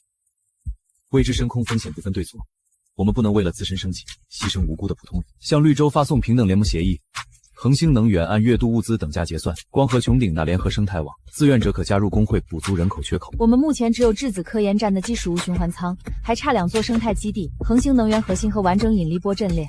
而且系统判定有效成员必须是自愿绑定火种并参与生产的人，被动收拢非自愿人员全部不计入文明战力统计。罗岩那边虽然有600人，但真正的有效成员连200都不到。罗岩也急了，他刚改了规则，承诺加入者前3天都是平民，3天后再按贡献分级。那些难民已经放下警惕了。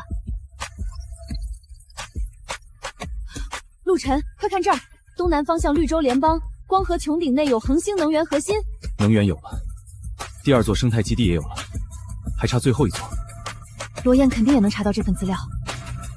检测多座 S 级裂变反应堆，持续释放中高电磁热能信号，深空探测装置推进速度小幅提升，剩余抵达时间7天18小时。全员轻装，携带纳米密封物资，覆水储备，即刻出发前往绿洲。优先交涉联盟，若动手优先解救绿洲人质，绝不强行抽取恒星核心。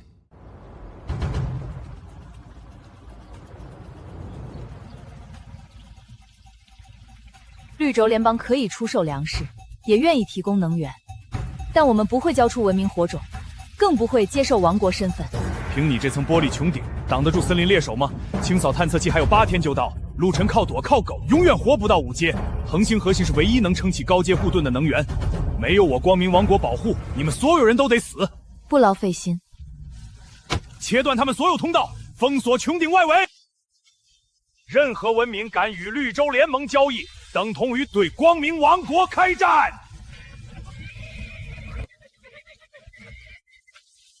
都看见了吧？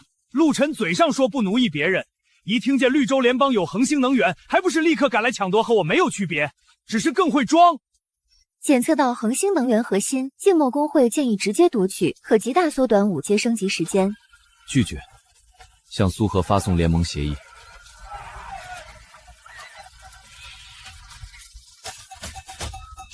你的基地目前只有100多人，即便我们合作，你也没有能力保护整座穹顶。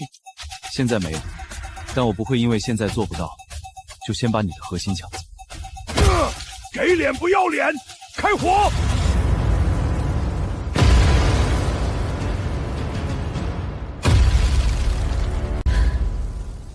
启动恒星能源核心，全功率为屏障功力。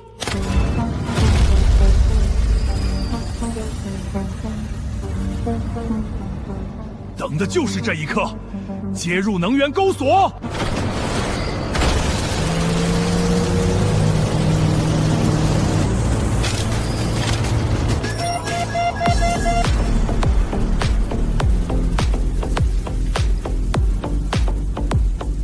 他不是来谈的，他要把人和核心全抢走。水滴锁定钩索，准备切断。别动！我们84个人的火种都在爆破回线上，水滴碰任何一个控制器，人和核心都会一起炸。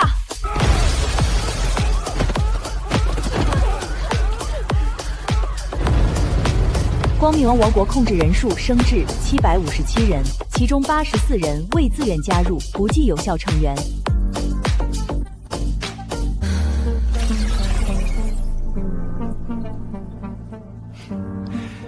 想让探测器彻底转向吗？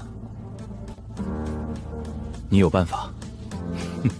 我手里有一座已经死亡的文明坐标，把坐标广播出去，清扫者就会先去那里。这座城市在上一次乱纪元就死绝了，那里没有活人，只剩一堆没有价值的废墟。你们只需要把这座空城的坐标全域广播出去，就能完美转移清扫器锁定航向。废墟无文明、无活体、无高能信号，就算被清扫打击，也不会产生任何连锁风险，是你们目前唯一的安全脱身方案。我的条件很简单。第一，告诉我黑浴场雏形的具体藏匿位置，我要拿到高阶科技筹码。第二，静默工会从今往后不准再追究我盗卖坐标的所有旧账，彻底翻篇。会长，我觉得这笔交易可以做。屏幕数据摆在眼前，灰城信号0.1，彻彻底底的无人废墟，广播一座空城的坐标，没有任何道义负担，也不会伤及任何活人。是啊，会长，我们现在总共就126人，全员命悬一线。难道真要为了一座早就死寂的空城，赌上我们所有人的性命陪葬？我们先活下来，先熬过清扫危机，后续再跟魏川清算旧账，难道不行吗？留得青山在，不怕没柴烧。不急，魏川的交易从来不会受无缘无故的便宜。所有人先冷静下来，不能仅凭表面信号下定论。我们必须先彻底确认这座灰城之内真的没有半个活人，确认无误再谈交易。水滴全功率赶路会释放强烈信号，暴露工会位置，绝对不能开启高能模式。主动扫描模式，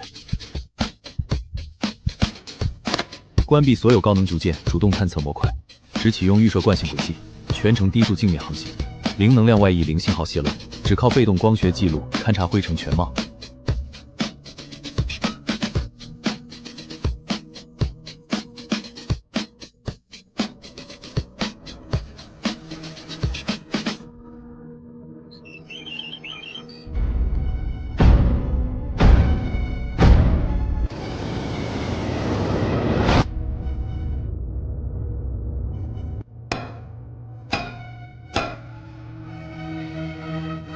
所有人看清楚，灰城从来不是死寂废墟，地表零信号，是他们刻意压低所有能耗，全员休眠静默，用最隐忍的方式艰难土生，骗过了所有外部探测。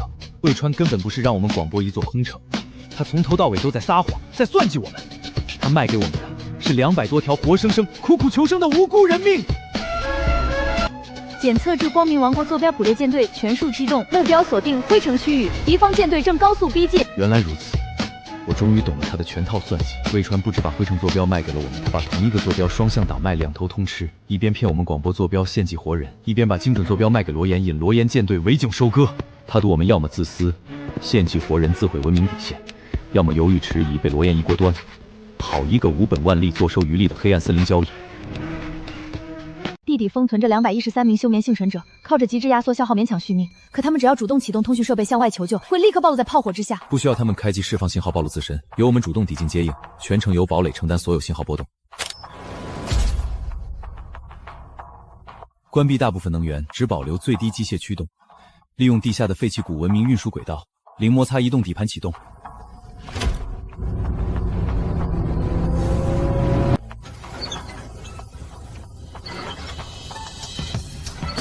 仔细排查地下洋体所有角落，甄辨存活人员，具备特殊天赋、技术能力的目标全部抓捕带回，强制收编。剩下的普通流民不需要费力抓捕，留在灰城地底，当做持续性热能信号诱饵，持续吸引巨兽与深空探查器牵制静默工会的注意力。明白，往地下高温蒸汽，逼他们滚出来！队长，设备全部失灵了。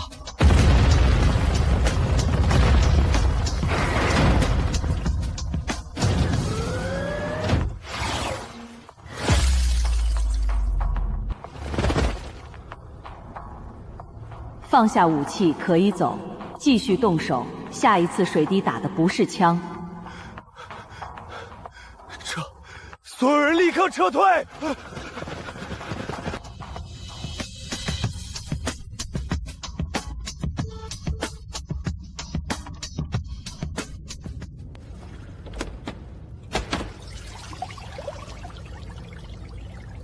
我可以唤醒他们，但在按钮之前，我要先看你的规则。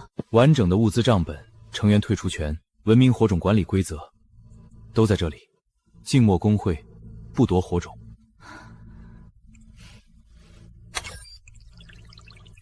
我们愿意将整套真菌循环肥培育仓接入工会公共生产网络，每日产出食材营养液全数公示产量，按照人头均等分配，所有收支全员可查，透明化管理。核心、阵列骨架和旧观测数据都在这里，缺的组件置物站能补，整套接起来才算完整引力波阵列。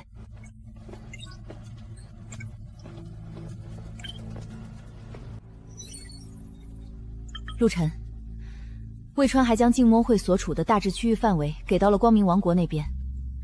罗岩手下的技术人员正在测算解析，不出1天时间，就能精准定位到我们所在的区域点位。罗岩一心要赶尽杀绝，既然我们现在手握成型潜质的引力波阵列，为什么不直接把光明王国的核心坐标广播深空，借清扫者的力量直接覆灭罗岩的势力，一劳永逸？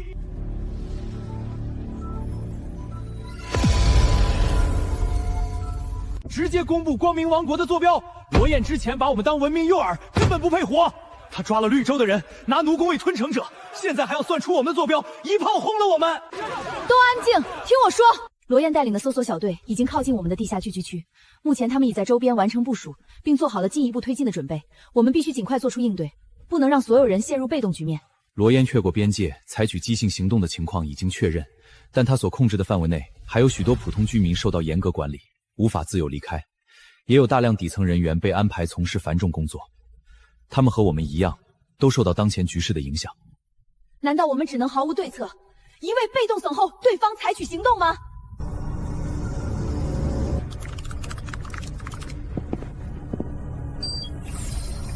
我们绝不主动投放任何文明坐标发起攻，但定下铁则，只要有势力主动使军系攻，威慑系统会永久锁定放进攻中坐标。引力间量子通信和制度系统已全部接入死线装置，一条无法由单人关闭的自动发送链建立完成了。很好，以此作为我们的底线屏障，在此向黑森林全部势力宣告，绝不主动探测对外广播和任何文明坐标，不会以清扫作为主动开战的凶器。但是任何势力只要动用武装力量主动进攻公增地理位地，均被点位。倘若进攻会所会只和核心生存为攻击者经验坐标将自动纵向深空进行宇宙级广播，后果由进攻方全权承担。空洞的画图拿来吓唬谁？你依托残缺情报，根本定位不到我的裂变主城核心，连我的炮台方位都摸不清。所谓的死线威慑，纯粹是纸老虎虚张声势。罗岩，不要直接发起冲击，对方并非刻意施压。这套全域联动系统已经解锁了星际公制广播的权限。闭嘴！不用长他人志气灭自己威风。我的技术团队已经将静默工会的藏匿范围压缩至3处可疑点，我起裂变炮会依次覆盖轰击，3处点位轮番打击，必然能够命中他们的堡垒本体。我把其中一个坐标标记为可信度最高，尾款立刻打给我。3个假坐标分别走了3摊条渠道，前2处分别由流浪商人、散兵猎手流传扩散，只有第3处点位全程只经过魏川的坐标交易网络流转。只要罗燕集中火力轰击第3处假标，就能彻底坐实魏川持续为光明王国校准精准情报的事实。同时，裂变爆炮开火会轰产性高能光束，我们能够顺着光束给反向解析，锁定裂变城主炮阵地里的真实地理坐标。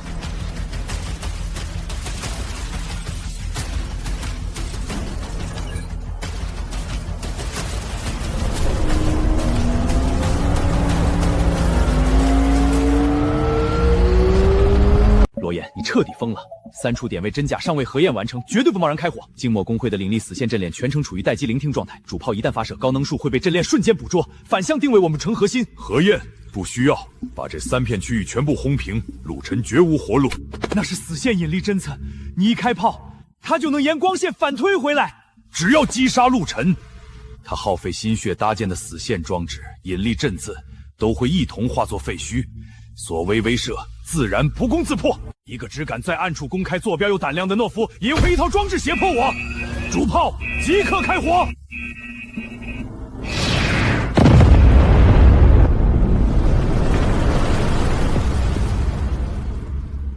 陆晨，这就是执意与我作对的惨痛下场。你的藏身地已经被炮火抹平，一切挣扎都是徒劳。怎么可能？信号分裂了，那片山谷是空的。光明王国主城真实地理坐标逆向验证完成，坐标数据锁定完毕。此线威慑惩戒目标档案登记完成，触发条件待命。现在，你该知道我不是在吓你。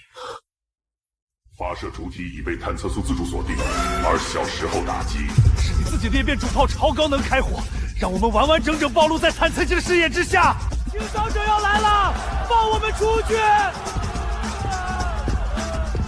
立刻封锁所有对外城门，禁止任何人私自逃亡。谁敢在这个时候逃跑，谁就是背叛整个人类！全部给我滚回去！你们赖以生存的恒星本源核心，如今成为光明王国外层裂变防御护盾的核心能源。想要保住性命活下去，就默默祈祷这套护盾能够扛住深空清扫的毁灭性打击。立刻解除生态保护，把所有核心能源转入裂变护盾。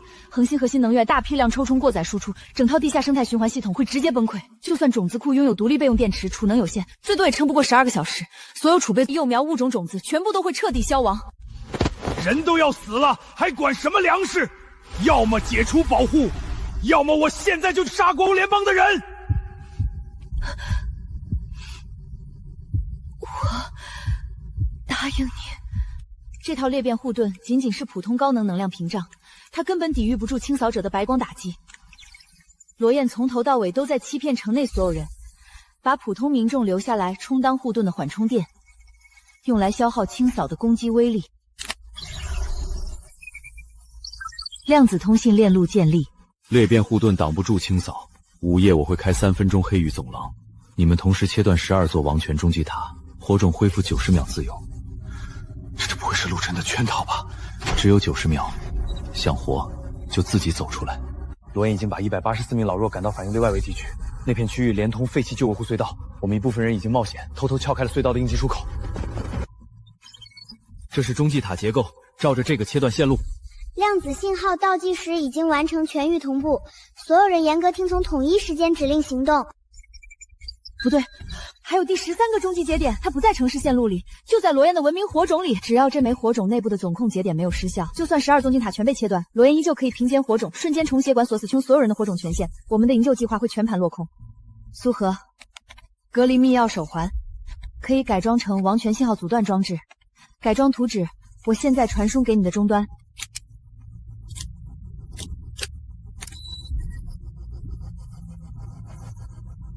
先带我的人和种子走，罗燕这个总开关，我来把。手环线路异常。午夜0点，公开处决叛徒苏荷，示众惩戒，以此警告城内所有心怀异心之人。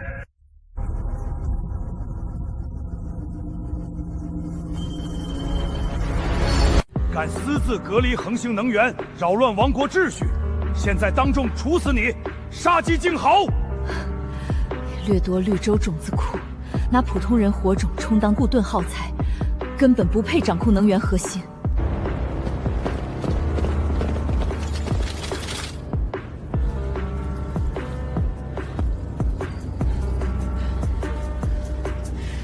陆晨，我刚解析王权线路，12座中继塔只是分控，罗毅自身火种是第13总节点，只毁分塔没用。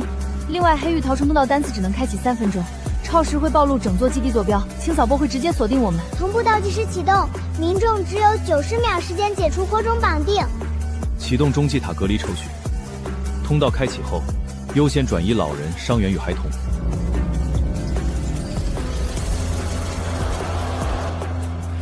他们居然敢违背我！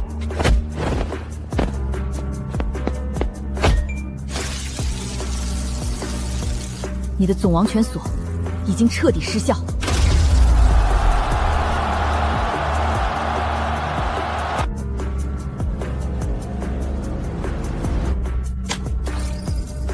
黑举通道限时3分钟，丢掉所有发光、发电设备，快速撤离。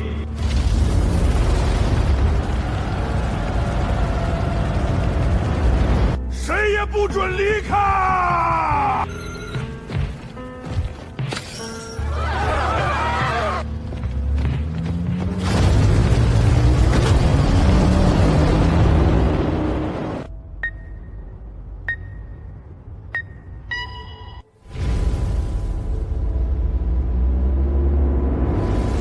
局部维度清除启动，950名幸存者全部归队。空间率、维度3大升级核心材料集齐，满足5阶黑域移动城升级条件。24小时后执行黑星全样本清场，所有人类仅为实验观测样本。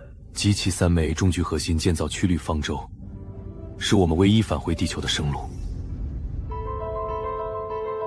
3大中局核心我们已经集齐。但监察者锁死了系统自动建造，方舟只能人工拼接熔焰。立刻分配工序，拆解闲置设备，回收金属板反，留给我们的清场时间不多了。我会全程记录恒星运行轨迹，就算系统星图消失，我也能推算返航路线。我持续监控深空动静，一旦监察者有动作，第一时间通报。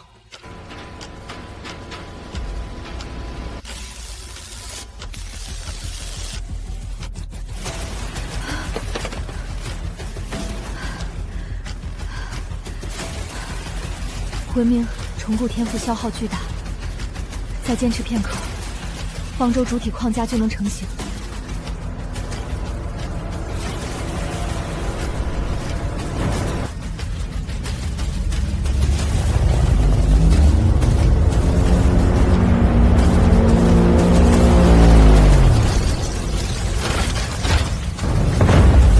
首轮维度压缩波冲击抵达，护盾勉强扛住冲击，但系统储存的全部地球导航星图已经被监察者彻底抹除。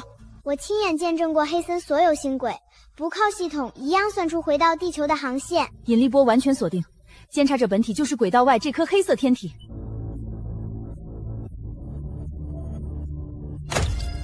交出空间去绿维度3枚中局核心，6大隔离球笼内所有人类样本予以释放，拒不配合。24小时后同步执行分区微度清扫。我们不能眼睁睁看着成千上万人死去，核心交出去，至少能换所有人活命。一旦交出核心，方舟永远造不出来。我们整船900多人都会困死黑森星，到最后一样会被清场，这是引致不可。可外面的人什么都没做错，凭什么要替我们承担监察的惩罚？清河，有没有不交出核心也能救出囚笼幸存者的办法？我翻遍遗迹留存老旧数据，黑森地下遗留一套废弃量子隧道网络，隧道内部屏蔽大部分深空扫描，小队分批潜入不会暴露坐标。但隧道通行会持续释放能量波动，一旦大批量人员同时穿行，波动叠加，监察的清扫波会立刻锁定整片区域。这片常年低信号荒芜黑域，持续检测到稳定人工热源，是罗燕剩下的残筑。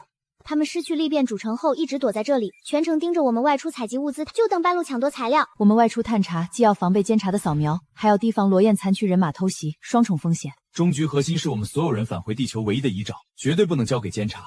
地下量子隧道是救人唯一可行的渠道，二者我们都要守住。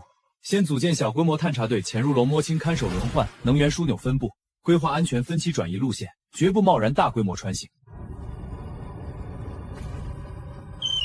检测敌对文明持续锁定我方运输信路，所有外出探查小队统一配备纳米飞刃防护装备，2人一组结伴行动，时刻警惕罗燕残部半路偷袭。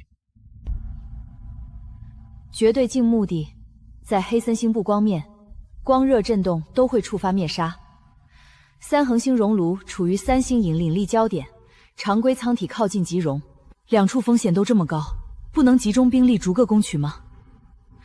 恒星核心只够2次超距弹射，弹射后主城无法跳跃，要同时行动。黑域移动城必须拆分，拆分后主城保留穹顶、真菌仓与引力波阵会，你2人坐镇，守住500多名成员。拆分后黑域场分散，隐匿压制率跌到不足50%，3支队伍都有暴露风险，任何一支暴露都会提前引来清扫。我去3恒星熔炉，只有我的轨迹记忆能还原3星运行规律，锁定取核心窗口。我同行，去6核心，必须现制作承载外壳。沈兰、苏荷留守，我去墓地取空间核心与识别码，再折叠进入监察塔。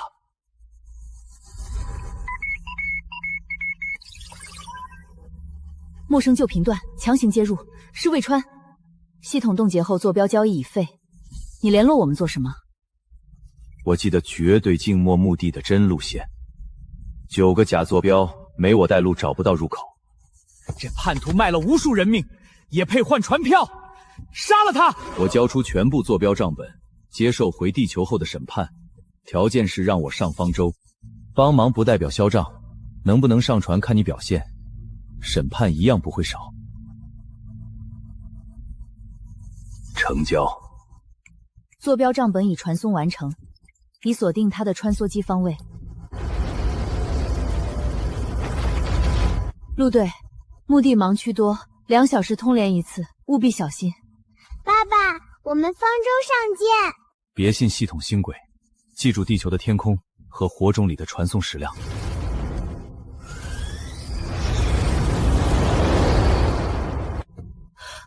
引力波报警，烈火堡垒裂变信号指数级飙升。罗岩把堡垒改成升空载体，目标是监察塔维度核心，一旦得手，无人能治。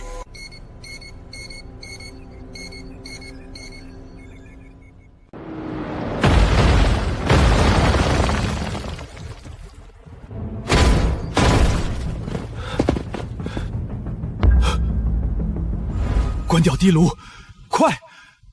那是这里的维度清除线，只追热源和信号，沾上直接被切成2维。之前买坐标闯进来的队伍，连人带车全被这条线抹得干干净净。这地方连风都没有，一点震动都能触发防御。进这里只能靠机械滑行，电子设备全关，水滴也得切电源，只靠拉升轻重传信号。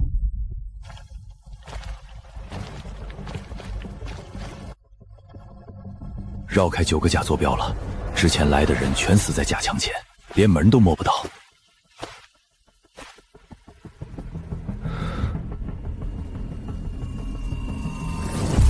墙后有旧设备在转，是第0批文明留下的门禁。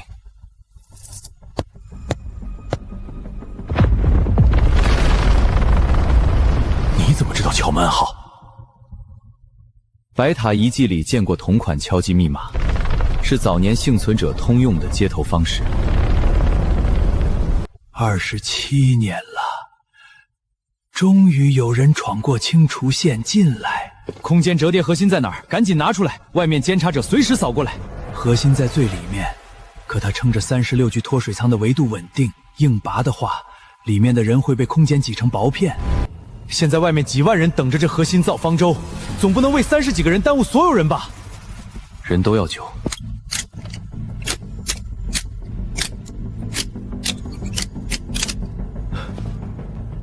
不好，清除线往里面渗了。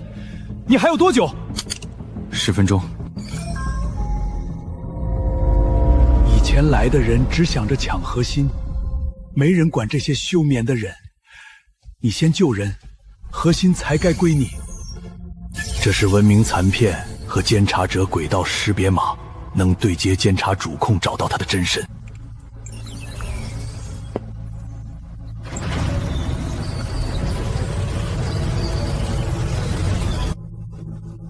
沈兰，讲。罗耀穿了监察塔第1层防御，他正在强行拆卸维度稳定核心。该死，他还要拆了主控机！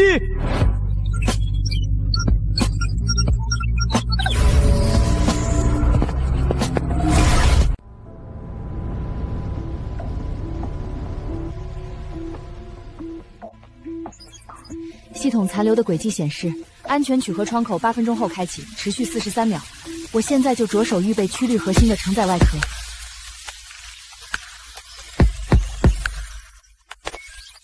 等等，先别动，系统给的时间是错的。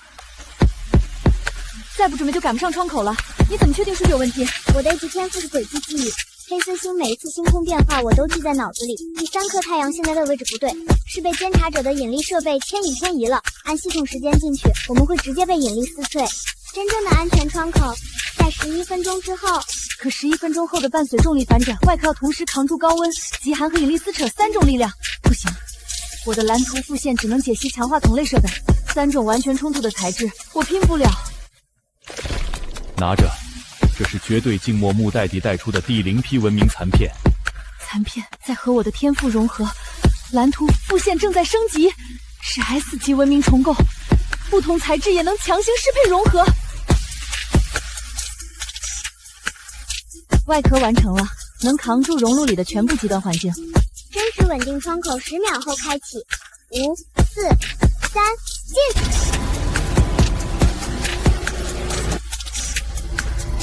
曲率驱动核心锁定，正在接入稳定槽。重力窗口提前闭合了，熔炉要塌了。跟我走，这条引力线是唯一没有被扭曲的安全通道，我记过它的运行轨迹。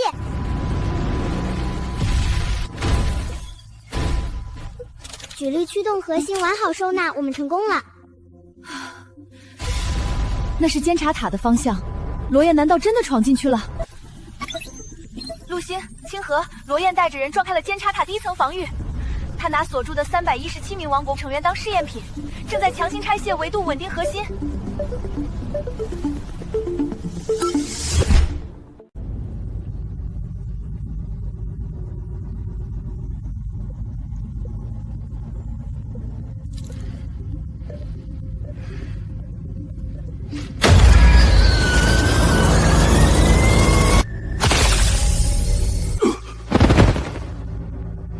又是错的，龙王，普通火种根本扛不住维度核心的能量，再试下去人就没了。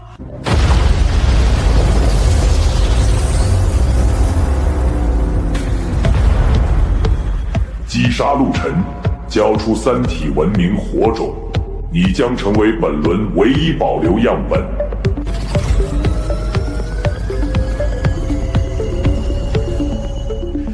我就知道，我和那些废物不一样，他们是样本，而我是最后的胜者。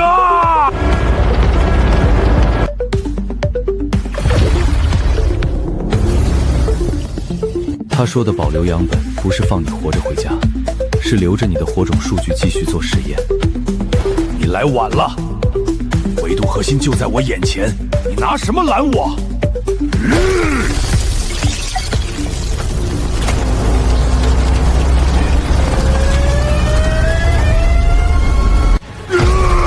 核心和监察塔基座是一体的，你硬拔出来，它的维度排斥力会撕碎所有非适配火种，你的烈火堡垒根本接不住。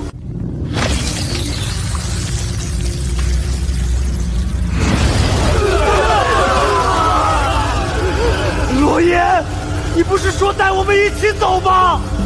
为什么凡事会落到我们身上？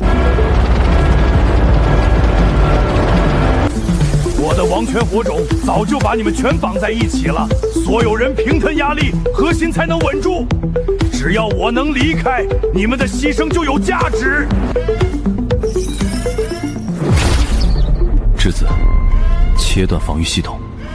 尖塔自动防御正在切，数百道高能光束正在锁定位面，正在破解节点。陆晨，你不是最喜欢救人吗？核心现在就是他们的命，你敢抢，他们全得死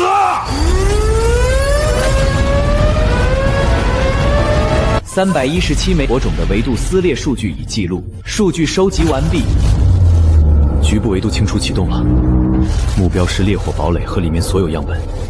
白色压缩环扫过的地方，一切都会被压成2维平面。实验材料，这不可能！你明明说我是唯一保留样本，既然他骗我，我就自己走。你们所有人的火种都给我撑住核心！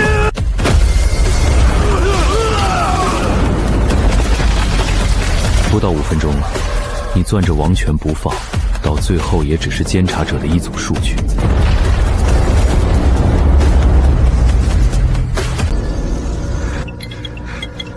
退出按钮直接灰了，罗岩锁死了所有退国通道。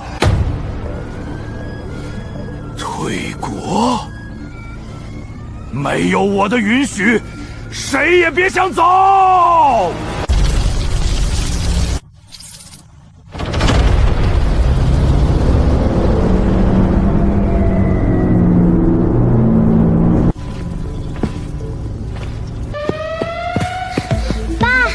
空间折叠核心和曲率驱动核心都带到了。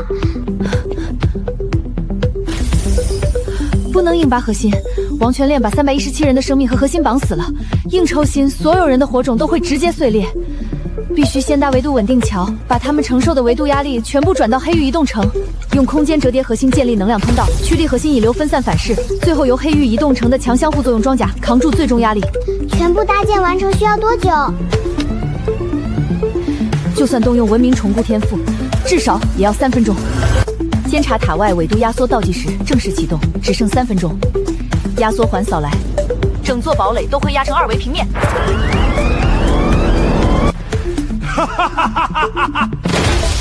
别白费力气了，他们是我的，全属于我。所有人扔掉外界设备，火种留在自己身上，整个人穿过折叠通道，王权附带的压力由移动城全部承接。关死所有出口，谁也不准走！他要拉我们所有人陪葬，凭什么我们要为他的野心死？滚开！老子不给疯子陪葬！大家一起砸开通道，冲出去！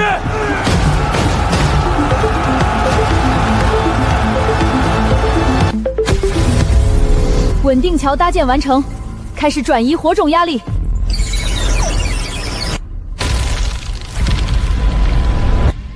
第一批压力接过来了，装甲还撑得住，继续转移。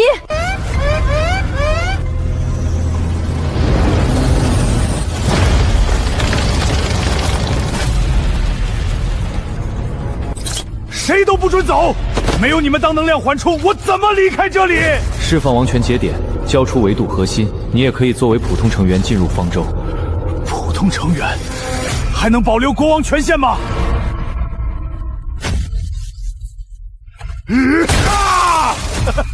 没有王国，没有权力，我活着还有什么意思？你们可以背叛我，但我绝不背叛我的王位啊！谁也别想走，要死，大家一起死在这里！最终让这枚是王权总节点，罗岩的火种和37人的权限全绑在上面，不切断它，剩下的人都会跟着罗岩一起被维度压缩碾碎。水滴，沿维度稳停桥静默进入堡垒，不要碰维度核心，只切断王权节点机械固定支架，强相互作用材质不会触发能量反噬。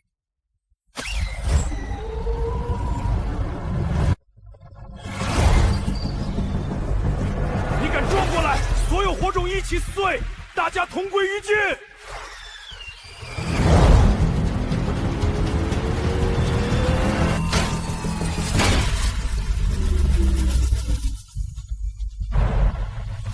王权节点失去固定，绑定外路松动了，立刻接入维度稳停桥，转移火种界标。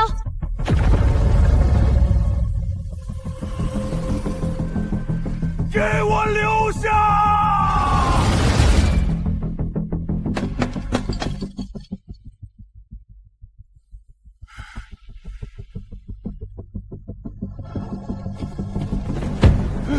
陆晨，再开一次门！我不要王权了，所有权限都给你，救我！折叠通道已经过载了，强行重启的话，刚救出来的317人会被重新拖回压区，不能冒这个险。维度核心脱离了，逃生舱启动不了，为什么？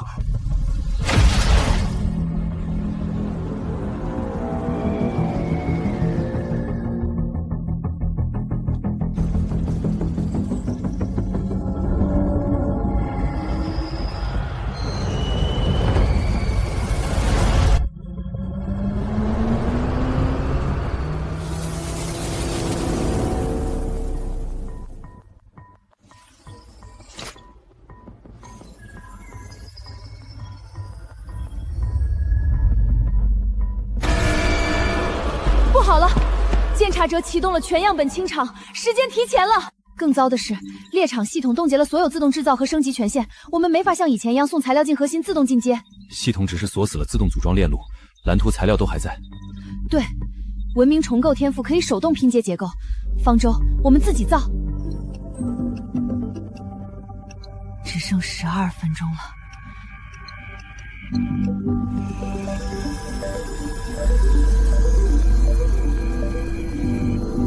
系统只是冻结了自动升级，可蓝图还在，材料还在，它不动手，我们自己装。我的 S 级文明重构能绕开系统权限，手动拼高阶科技结构，使精神负荷会比自动升级大很多。撑不住就停，我们再想别的办法。没时间了，空间折叠核心就位，内部舱体开始扩张，曲率驱动核心接入能源系统，引擎基座正在校准，维度稳定核心接入强相互作用外壳，外层屏障启动，生态、质子、引力阵、装甲、引擎，7套切口，给我连上！曲率参数进度80%，我轨迹记忆反复核对过，每一数据都对应真心轨，不会被监察者误导。引力波航线校准完毕，我标好了所有压缩波的盲区，走这条线能最大程度避开正面冲击。生态循环舱稳住了，真菌区、光和穹顶全部接入主循环，粮食、氧气能吃所有人全程航行。非必要设备全部拆解扔掉，把所有能源集中给曲率引擎，减轻发财能提速充能。拆下来的金属板全部堆去装甲内层，多一层防护多一分胜算。绑定火种频率，只是为了校准方舟的空间坐标，没人能夺走你的火种控制权，任何人随时可以拒绝。黑域移动城595人，烈火堡垒救出的317人，绝对静默墓地37人，再加魏川，一共950人，所有人自愿确认。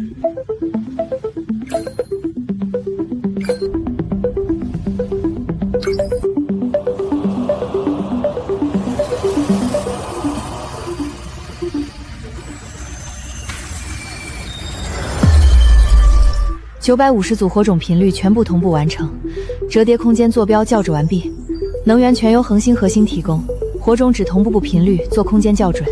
关掉多余设备后，引擎充能压缩100秒。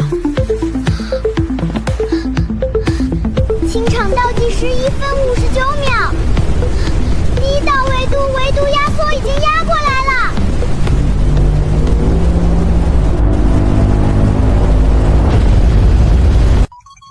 曲率方舟结构自检通过，6阶文明方舟手动组装完成。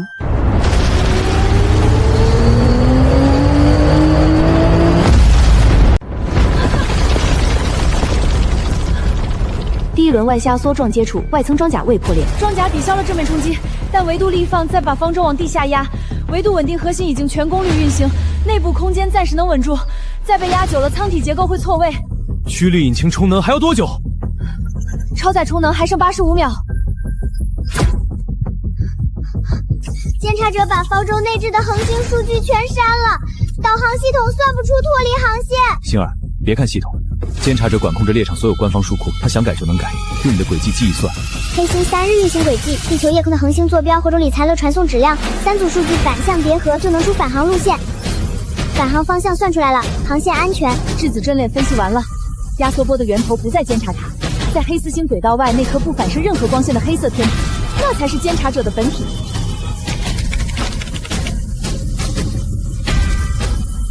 坐标已经送入死线威胁系统，但必须验证目标真性。假坐标触发不了宇宙广播。1号水滴，剩余能源全部压上，贴近天体表面取物质采样本。强相互作用材质能扛住表层能量反噬。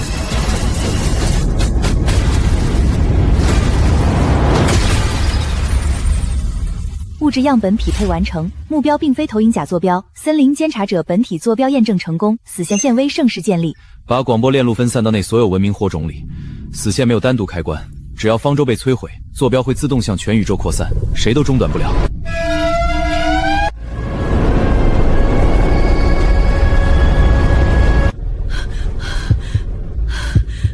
第2轮压缩波已成型，距离不到100米。方舟毁灭，放我们离开，坐标永远留在这里。你无法确定宇宙中一定存在能够清除我的文明，你也无法确定不存在。黑暗森林里，只要有一丝暴露可能，你就赌不起。维度波已停止，驱旅引擎充能完毕，返航通道打开。不能就这么走，他害了这么多批人，立刻广播坐标。他以后还会抓新的人类样本，我们不能放过他。我可以关闭所有猎场，释放现存全部样本，并删除已记录的地球坐标，前提是你永远不广播我的位置。通道已开启，只要进入，方舟便能离开黑色星。3个条件，你全部答应，我才会收手。第一，关掉所有猎场分区，放出还活着的全部幸存者。第二，删除地球坐标、所有文明实验数据和后续投放计划。第三，永久关闭人类投放通道。其余样本不属于你的文明，拒绝开放。那就一起赌，看是你的猎场先因坐标暴露崩溃，还是我的母星先被其他文明毁。黑暗森林里，你赌不起。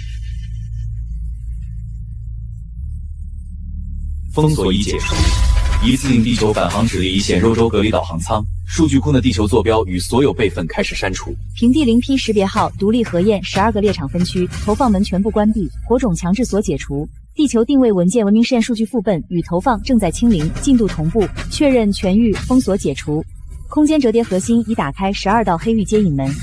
门上没有强制绑定提示，不用交火种，也不用签所属契约，是真的。走，我们进去。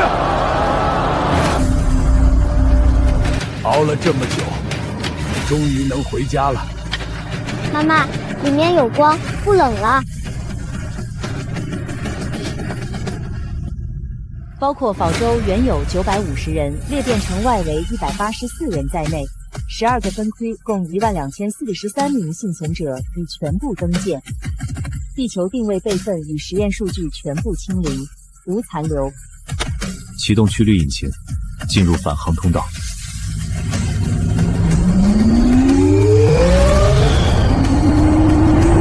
你掌握我的坐标，为什么不直接广播？死线系统会一直盯着这里。你敢重开猎场再抓人类样本，我的坐标就会自动发往全宇宙。这不是交易，是约束。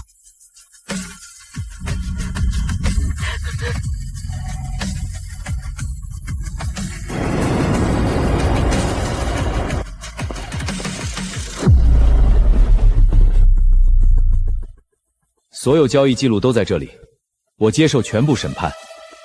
低磷能源、生态循环和医疗技术转入民用评估，坐标广播、维度压缩和武器化驱度技术实行多钥匙封存，多国联合监管。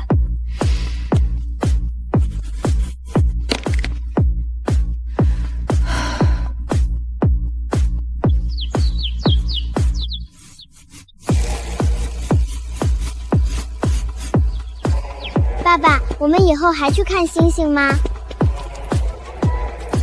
去，这次在家看。你不会再迟到了吧？